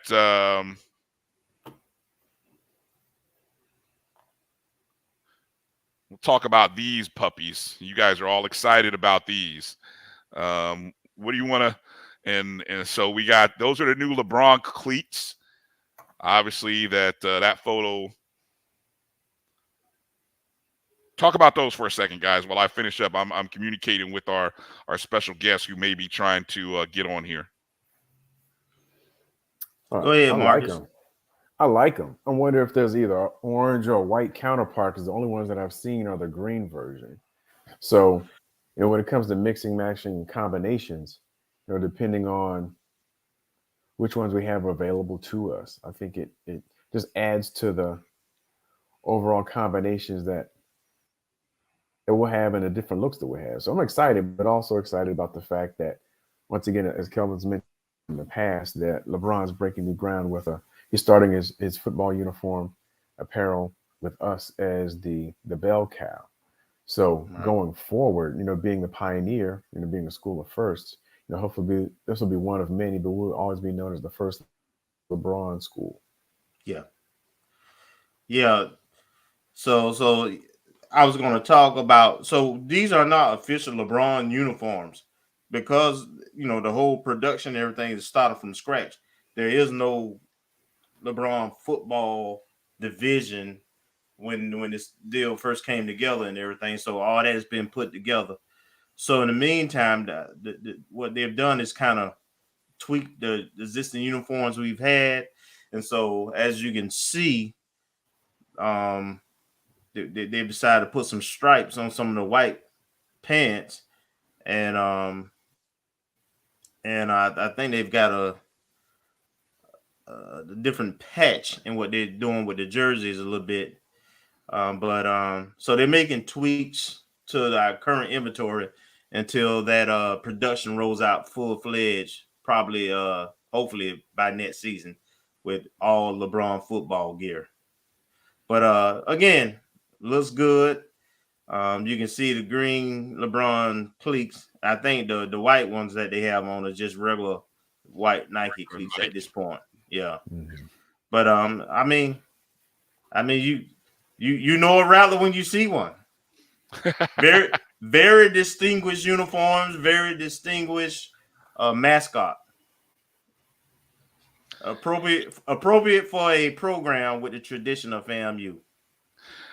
Now, I read, or I was told, or I was having a discussion with somebody on Twitter. I think it's my guy at Penalty Talk. The orange, what you see, and of course starting in the top left there, that's Javon Morgan, number 2, Kendall Bowler, number 3. I'm going clockwise here. Down in the bottom right corner, that's Kamani King.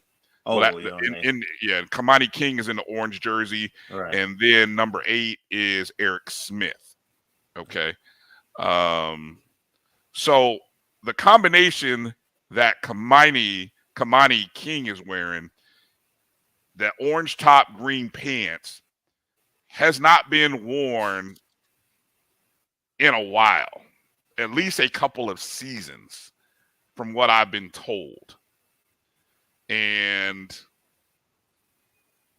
I just know that, you know, we've got at least about 9 different I think, let me see. This is you're looking at 4 combinations now, but if I'm not mistaken, I think there are like 9 different combinations. Because you got these 4. You got the all whites. Well, and here's another thing. If you got to count the helmets too. So that's another thing that kind of adds to the combinations here with the uniforms is you can go with well, now you can add the cleats into the mix too, because you can go different helmets, you can go different cleats. It's a lot of different combinations. I think we're on the precipice of really getting a lot of love from the sites who track and follow the uniforms and stuff like that. I think we're going to be in for another major, some more awards and more recognition from people who track this stuff. Which, I mean, look, I mean, there's nothing fresher than some good looking uniforms, and we do look good. What I like the stripes. I like the stripes on the white uniforms. I don't think I'd like them as much on the orange or green pants. But that is tradition. You know, back in the 90s and 80s, yes. You know, we in the 60s, I mean, we had stripes on the pants to go with it. We didn't always have the stripes down the middle of the helmet, right? That's true. We did not. I still want us to, when we think about the different, when you look at some of those older videos, and of course, if you go to Rattlers Plus, you'll see some of the different uniform looks that we've had.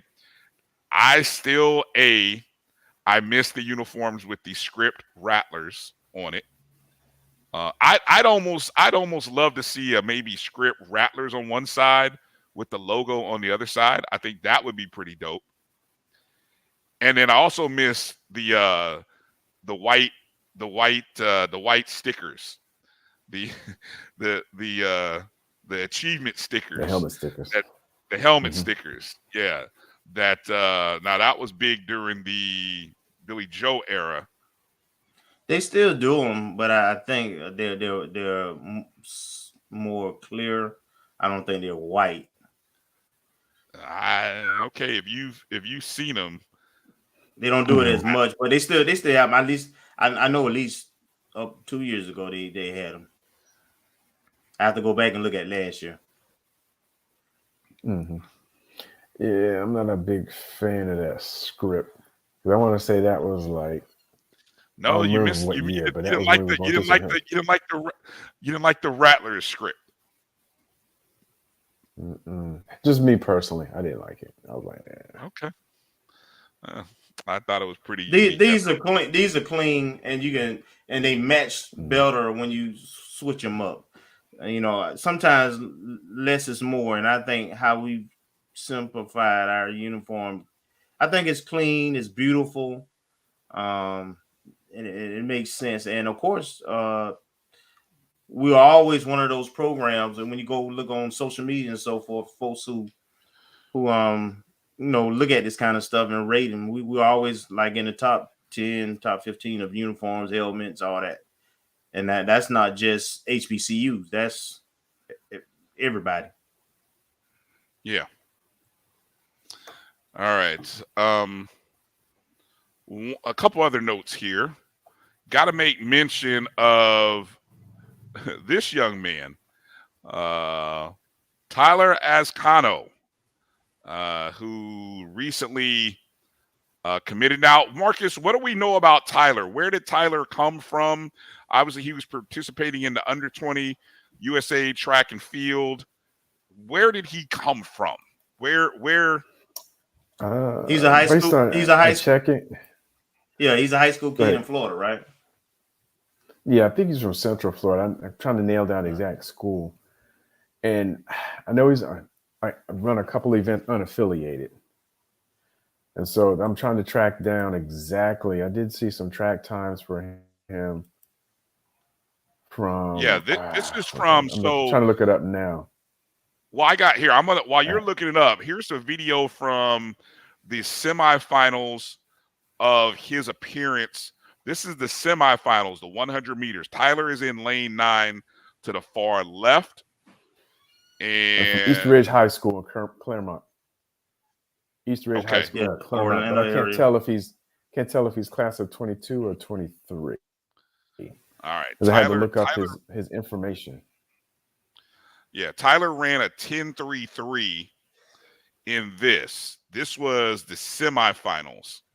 And then, of course, going back to this, the picture on the right is from the finals where he ran a 10.09. Actually came in second. Photo finish. Yeah, almost a photo finish there. And he finished in second. So there's an article that's linked in the FAMU's track and field Twitter page had posted a link that he's going to be participating in where's he going to be at, Kelvin? I know we just saw this thing in Panama. No, not Panama. Why did I say Panama? Anyway, he's going to be participating somewhere. But hey, let me transition because I got my guy here, Jawanza Green, who's going to drop us with some live post game, boots on the ground, live from the Houston Strike Tour event. So let me bring Jawanza in, and Jawanza Green, are you there, my brother? How you doing? Yes, I am. How are you all doing this evening? Rattlers! How y'all doing? It's What's up? How you doing? Oh, man, I'm doing fine. I just got back from the Rattlers Den and a bunch of venom was spewing. And, man, we just got it on. I see. Yeah. You coming fired up. Hey, so give us a sense of what the vibe was like of the night, Jawanza. Talk to us. Oh, man, the AD, Tiffany, man, she just came in with, I'm talking about high energy, man. She got everybody, man, up and, had some of that good old Rattler spirit going on and, said we needed to give till it hurt and just kind of explained to us, I was talking to Bryan and I didn't understand some of the shortfalls that they had. And I was telling him that, the scholarship people would have it, but then he started to break down the coach, how now they give you money to go home if you don't like stay in Tallahassee. And they said, we don't have enough money to pay our athletes as other people have. That stuff they didn't do back when I was in school. So that could have been a thing. I said, well, you know what? Bryan was right. Perhaps, a student athlete would leave and say, hey, look, because he said right now they don't have the money to pay our athletes like that. He said Jackson State, they pay their basketball players this. And he named, I think, Alabama State as well. But we don't. We don't have money, I think, for basketball nor football. So, they just hammered that home that we need money. Did they give a number, or they just whatever we take? Hey, we not turning down anything but our collar. That was the sentiment that they left with us tonight. And you sent us this great photo of the check, $20,000 check. Now, was that the sum, or was that just like the starter check? Look, let me tell you, I think that's just where they started because there was a line and by the time they took that picture, people were still in line giving. So it's going to be more than 20,000. I think what happens is we have 4 or 5 FAMU board members that are here and they have to give so much anyway. They tell them when you get invited. So they already had that money up there. What everyone else gave is going to be on top of that. And I'm sure they'll let it be known next year. Like they let us know what really, I think we gave 27 or 28 last year. They said, but that final tally won't be until after tonight. We talked about this offline, Jawanza, but what's the excitement of Houstonians for FAMU actually coming to Houston or to Texas and we talked about how long it's been since FAMU football has come to Texas, and let's just let people in on what and it's been a long time, has it not? Oh yeah. My parents came here in '74. My dad came here in the University of Houston. He was not only a graduate of FAMU, but he was a professor at FAMU. And so Dean Mobley said everybody had to have their PhD. So they found him this little program. He was the first Black person to get his PhD at University of Houston. So they came here in 1974, two Rattlers together, no family here, really not even any friends, no other Rattlers that they know that were here at the same time. So they got here in '74, and they hadn't seen the Rattlers here since. So I was checking with Dr. Cavill. He thinks it's somewhere in the 40s, the last time a Florida A&M football team has played in Texas, going back to possibly the 40s. So we're looking at let me see, 74. That's almost 50 because that's about the same year I was born. So that's 50. So we're talking probably at least maybe 70, 75 years plus, maybe. My dad was born in '47, and that's he's 75. And so that's going in deep. Man, so what I mean, what's obviously that's a big game. What's the vibe like in terms of the alumni, the people there? I mean, is that game going to be sold out in Texas Southern, wherever they play that game at? We will sell it out. So we played Texas Southern, the basketball team, here in January. Yes. The Texas Southern Tigers are still talking about it. I get people, oh my God, look, we'll play y'all twice in Tallahassee. Just don't bring that back here. We took over their gym. They did not understand. They said, we got one brother that teaches over there that's a Rattler. And he said, I tried to tell him. He said, I warned him. I wore all my FAMU stuff the whole month because he said, I'm trying to prepare you all for what's about to happen. And he said they still weren't ready. They came back and said, Prof, you tried to tell us. You tried to warn us. we didn't understand. We didn't comprehend the level of craziness and pride and just, being able to have that Rattler spirit. We sang Negro spirituals. They said that's what it felt like being at a game with us. Say they had their own Negro spirituals, and they were louder. There were more people there. We all had on our FAMU. So I was out of town for that game. I so hate it because I still, if you can, I'll send you some of the video that we have as far as the FAMU Houston alumni chapter, because that's just how wonderful of a Negro spiritual it was. I remember seeing some of the stuff online. Marcus, Kelvin, jump in there anytime because I know we're not here for a long time, but I know if you got any questions regarding tonight's event that you want to throw at Jawanza, just please jump in there quickly. Where was the event held at, and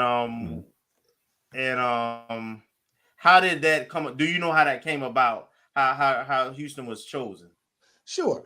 It was held at the office of, if you all know, the foundation board. He's emeritus now, but he was the head of the FAMU Foundation Board for years. And he is actually a founding partner in McConnell, Jones, and Lanier, which is now the largest Black CPA firm in the nation. And so Thomas Jones is the Jones and McConnell, Jones, and Lanier.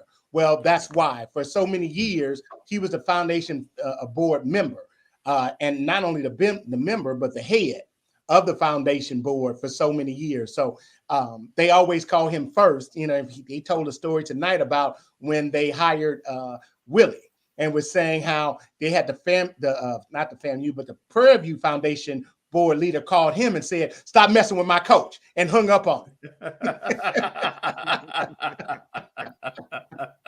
And he said after that, he got a call from Robinson and said, "Hey, we just made the deal." He said, "Yeah, I just heard." So he's been around for a long time. And so he always gets preferential treatment because he's the money man. FAMU Foundation, that is their whole purpose, is to collect money for FAMU.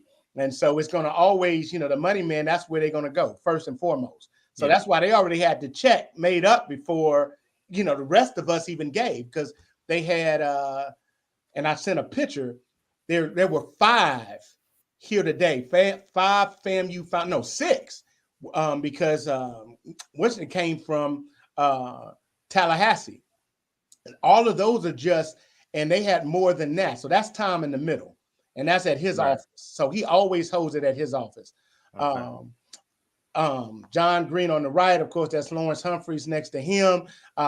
This is a man, Freddie Raines to the left. He's a VP at a big bank here. He was our president of FAMU Houston Alumni Chapter probably for 9 years in a row.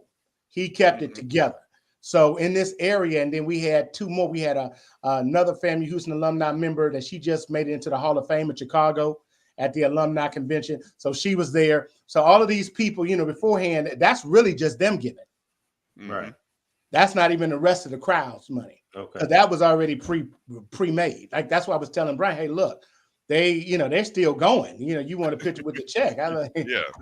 Which check? Yeah, you need any check. This will look good. Yeah, this is at least a minimum. That's why I asked, was it the starter check? Right. What was the attendance numbers? Jawanza did Go ahead, Marcus. Go ahead, Bryan. No, Marcus. So I was going to ask, did the VP Sykes reveal any future as yet unannounced locations? I know when she was on at the town hall, she mentioned there may have been 1 or 2 Northeast schools or Mid-Atlantic schools that were proposing or at least vying to get a strike tour visit. And I don't know if things have been solidified and she named names for the other cities where she may be traveling, other than the other announced names like in Dallas and Miami. Someone asked her about Minnesota. And so she was saying that she was actually an a FAMU alum and ex-football player who was also the bodyguard for Usher.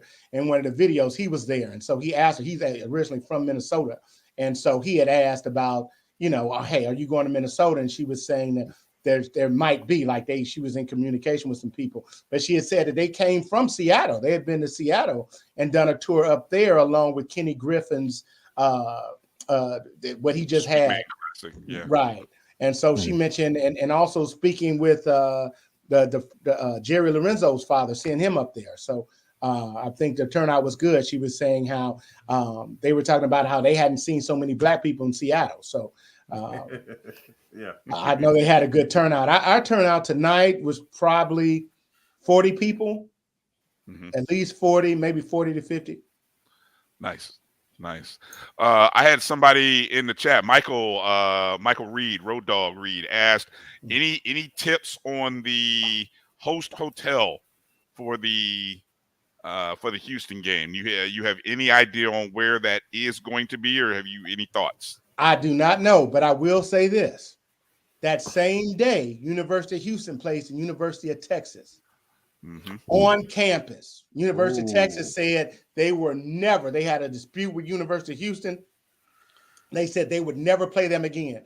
They got stuck this year, not wanting to pay the money to get out of the Big 12, and it just happened. Guess what? It's a home game for University of Houston because you're leaving. It gives you Big 12. When they do this, thumbs the horns down or whatever. Right. Yeah. Oh, there's gonna be a lot of that going on. Yeah. So it's gonna be a lot of people here. UT, they come from far and wide. So if you want to be, somewhere for the game, it's better for you to make your reservations now. I already have. I already got my flight, got my hotel, everything. What hotels would you recommend? Where's in terms of good vicinity or area? What do you recommend? I hear the Marriott Marquis is gonna have some kind of function. That's the word. Oh man, but that's good. That's a beautiful hotel, and that's downtown. And so that's really where it's going to be held. Man, that is maybe 2-3 blocks away. So it's that. There's not the Hyatt Regency, but there's another one downtown that before Omni? The Marquis got there. Huh? Omni?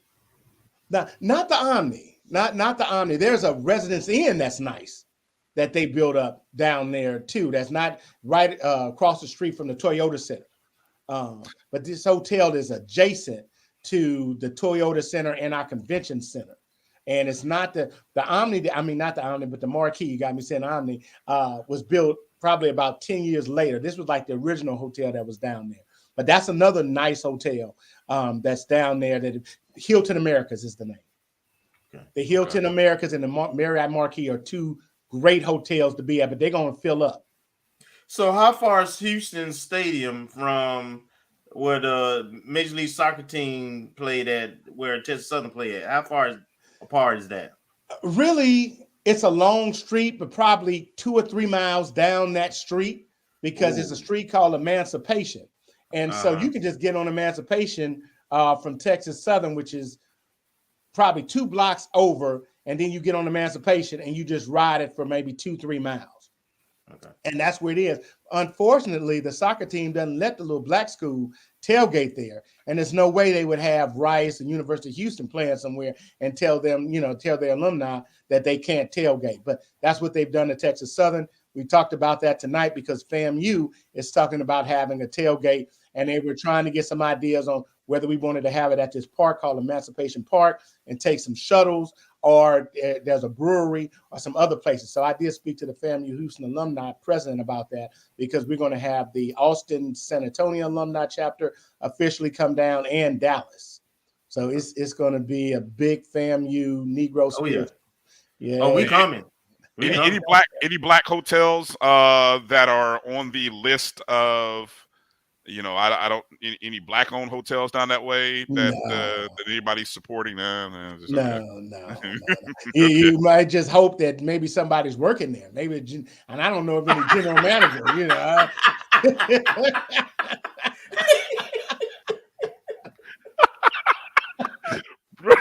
Okay. One final question for you, Jawanza. I know people are asking about whether the 100 are going to make the trip, and I know we've talked about financial concerns. Was any of that brought up in terms of raising money to get the 100 there? Yes, and they told us we need to give till it hurts. And that's what I love that. No dollar amount, just give, and we'll let you know till it hurts. Lawrence said he had already given. He asked his wife if he could give some more, because he was going to give some more. So they just said, hey, everybody, do it, please. We have so many places this money needs to go. So they explained the shortfall of money for the scholarships. He was saying how if you end up staying in the towers as a football player, he says that's not, I guess, what is allowed within the FAMU budget in your scholarship. So if you stay there at the end of the semester and you're an athlete, you'll get a bill for like $500. Because they don't cover to stay there when they say, okay, this is what you get in the scholarship, your allowance for housing. So that's not covered. So our football players end up with the bill, even though you're a full scholarship player, you end up with the bill for $500 or $600. And he said, we don't have it to give to them. Wow. I'm trying to think anything. Bryan, yeah. I'll give you a number though to shoot for 2 nights, stay, per diem, buses, and all that good stuff at 100. Just a safe number is probably $100K. It could be a little less, but $100K is a good number to get them out there. That's probably good. So you pass that on to the folks there in Houston when they ask Jawanza that, hey, we talking about at least 100 for 2 nights, $100K for the 100. Buses, per diem, hotel, all that. So yeah, and it is one of the 2 flights that the football team will be taking this upcoming season. I heard that on an interview that Keith did with LaTroy, that the Miami game. No.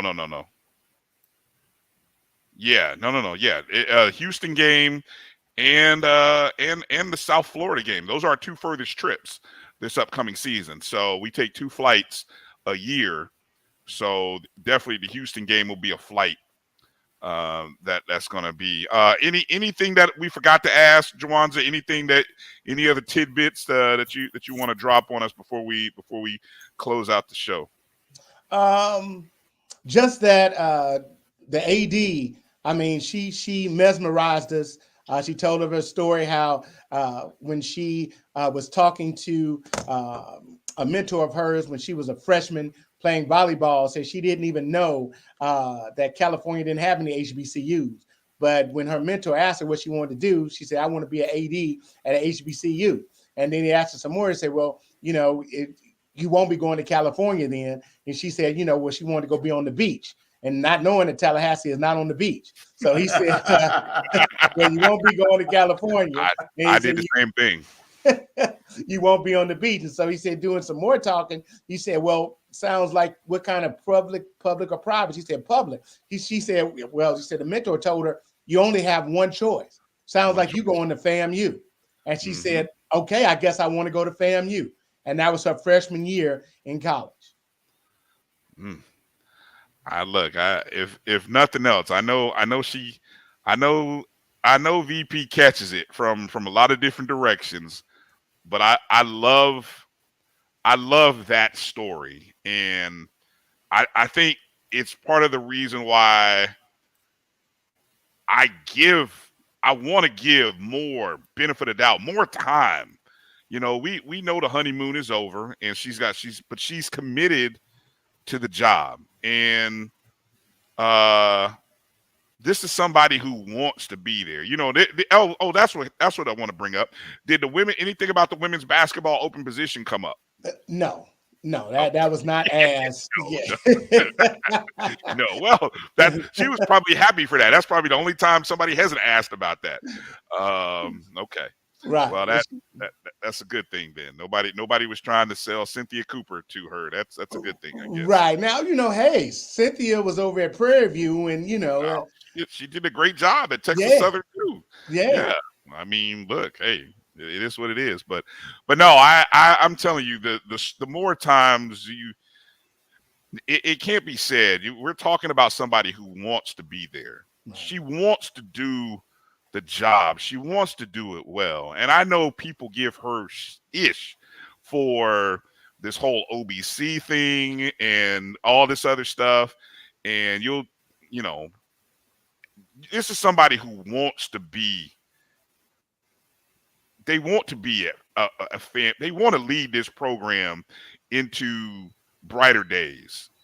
And this is the dream job. And so the dream job is tough because we are tough and demanding. We want excellence. And I have got nothing from her that tells me she doesn't want to be excellent either. So I continue to be, I'm glad that you guys there in Houston got a chance to really hear her passion. And, I think it's great. I think we're on the right page. We're taking the right steps.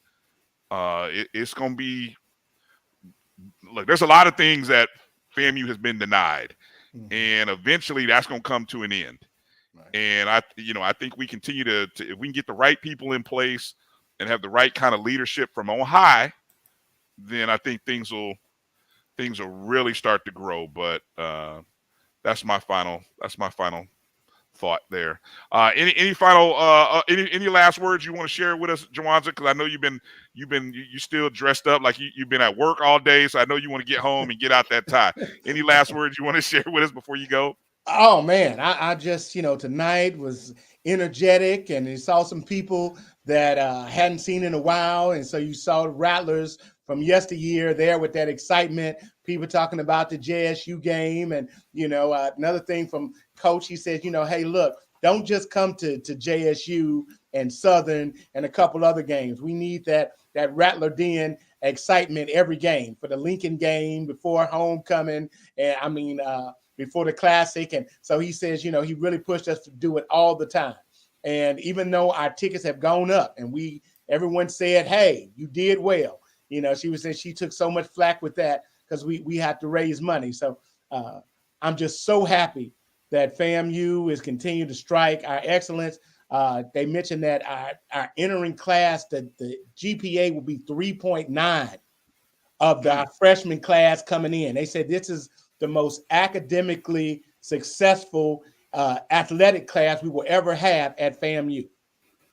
And so that's carried on from the class in total onto the field.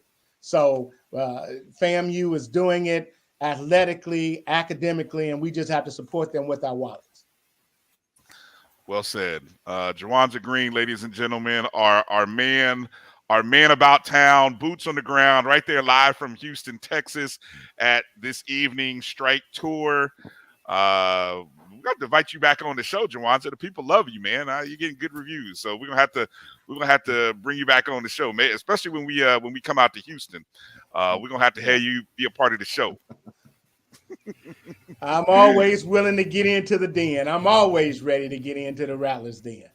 All right, strike, brother. Strike, and strike again. Hey, look at you. You got the memo. Appreciate you, Jawanza, man. Thank you, brother. Appreciate you. You're welcome. Hey, have a good night. We'll talk offline. All right. All right. Man, that is awesome. Hey, that's my boy stepping in there, boots on the ground. All right, so, woo. All right, fellas, been a long show. Been a good show, man. We've covered some great ground. Got to again thank Kelvin Carter with Stride Inc. Go back and watch the show. Great opportunities for student interns through Stride. I don't even know where. Let me see if I can find my banners that we had up earlier. So yeah, you can definitely go to stridelearning.com and you can find out about the internship opportunities for high school students in the South. Stridelearning.com. Teachers, go check out mybcsn.net/watch/stride. That is for first-year teachers, veteran teachers. A lot of great opportunities there with Stride and the Black College Sports Network. So we appreciate them. And then, of course, Commissioner Hunter for jumping in. Henry Hunter from the PioneerLeague.com came in. What an amazing, exciting league it is. That brother is going places, and he's doing what he's doing. He's only been there 2-3 years. That's the part that still is blowing me away. That's exciting, and we hope some of our guys take advantage of that baseball tryouts that's going on in Denver, Colorado, July 28th through the 29th. You can reach out to him on Instagram, Pioneer Baseball League, PBL.commissioner is his Instagram. That's PBL.commissioner, or HHunter@pioneerleague.com is where you can email him if you got information on somebody that wants to be a part of that baseball tryout on July 28th through the 29th in Denver. By the way, Bryan, I know that he's already in contact with our head baseball coach. Beautiful. That's what I love to hear. And then, of course, I got to thank again Jawanza Green, live from Houston, Texas, attending this evening's Houston Strike Tour. Dallas, you're up next. They're going to be in Dallas. Coach Simmons, VP Sykes, they'll be in Dallas tomorrow, Big D. So I know the Dallas-Fort Worth Rattlers will be on hand for them. Marcus, you got your boy all squared away? Yeah. Still got like another day and a half, but after that, he'll be straight. All right. No tear. Who's crying? That's my question. Up more, you or mom? Who's been tearing up more? Y'all finna be empty nesters too? Ooh. Yes, sir. Who crying first? Well, Marcus is telling. Go ahead, Marcus. Okay, if you already cried, go ahead. It's all good. No, I haven't cried, and I don't know if he keep leaving dirty dishes. Neither one of us crying. He's like, all right, keep stepping. Marcus is ready to put him out the house already. All right. Well, we look forward to hearing next week the adventures and see whatever you want to share with us next week. Maybe even some pictures. We'll put up some pictures there. Marcus sending the boy, the last one, sending them off to school, to HBCU at that. We love it. Next week, it's we're getting ready for SWAT Media Day because we'll be 1 week away. We got 53 days until the OBC. Next week, we start breaking down SWAC Media Day, which will be the following Tuesday. So next week, guys, I guess we got to do our predictions in lieu of the SWAC roster. Yeah, we got to break down our roster. Yeah, we right. ready. And then the following week we'll actually review all of the stuff that came out of SWAC Media Day. So the next 2 week shows are probably going to be heavy football conversation shows as SWAC Media Day is around the corner. So Kelvin, any final thoughts you want to add? Marcus, then I guess you go in after Kelvin. Any final thoughts? No, just it's excited, man. We what about 7 weeks away from 7 kickoff. more Saturdays. Yep.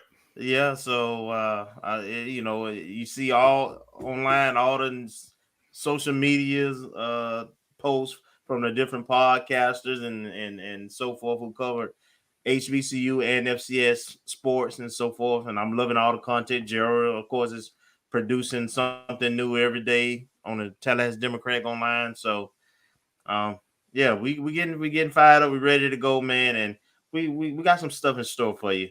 We got to get some student athletes on here. All right. Well, yeah, as soon as they start finishing up their classes and summer classes and stuff, we start getting those guys in here. Marcus, anything you want to leave us with before we close out? I'm just excited about the football season. Looking forward to what it holds. It looks very promising on paper, but we know we got to hit the field and actually execute. And let's not forget about, I know football is the main one, but we've got some goings on in other sports that bode very well. Volleyball, has gotten a couple people in. You look at baseball, we have at least 2 new transfers. One who is a Division II player, and hopefully we can get him on the show soon. And we have a pitcher. It looks like he's coming back home to Tallahassee. So baseball's looking good. Track, and as you mentioned, we have the young man you mentioned earlier, plus somebody else who was a state champion in the 200 that signed on with FAMU. Softball's looking up. I saw where track coach is recruiting well. Coach Patterson. Oh, yeah. And Coach Patterson met with a local young lady who's a class of 2026. She's like 5'10". I think she's a pitcher at, I want to say, was it St. John the Baptist? And she's class of 2020. No offer yet, but just, all the coaches are getting out and about and doing their thing. So we got to get this thing right with women's basketball. Men's basketball has got a whole bunch of people in. I know y'all guys reviewed it on the last Friday show for women's basketball and touched a little bit just in general. So there's a lot of things looking up. And like VP Sykes said last week, we have 3 championships this year, and she wants to continue to have a minimum of 4. But in order to do that, we have to have championship level budget and championship level expectations with an associated budget and support. Well said. Well said. Couldn't have said it any better. So with that, we will close out the show. Thank everybody for watching on Facebook, YouTube. Hit the thumbs up button on your way out the door. Remember to make sure you're following us on all the social media platforms, Facebook, Twitter, Instagram, at ONG StrikeZone.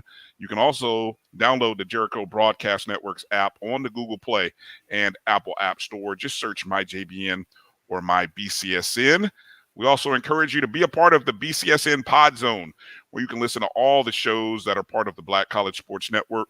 BCSN Pod Zone on Spotify, Amazon Music, iHeartRadio, Google and Apple Podcast, and other places. So that's going to do it for tonight's show.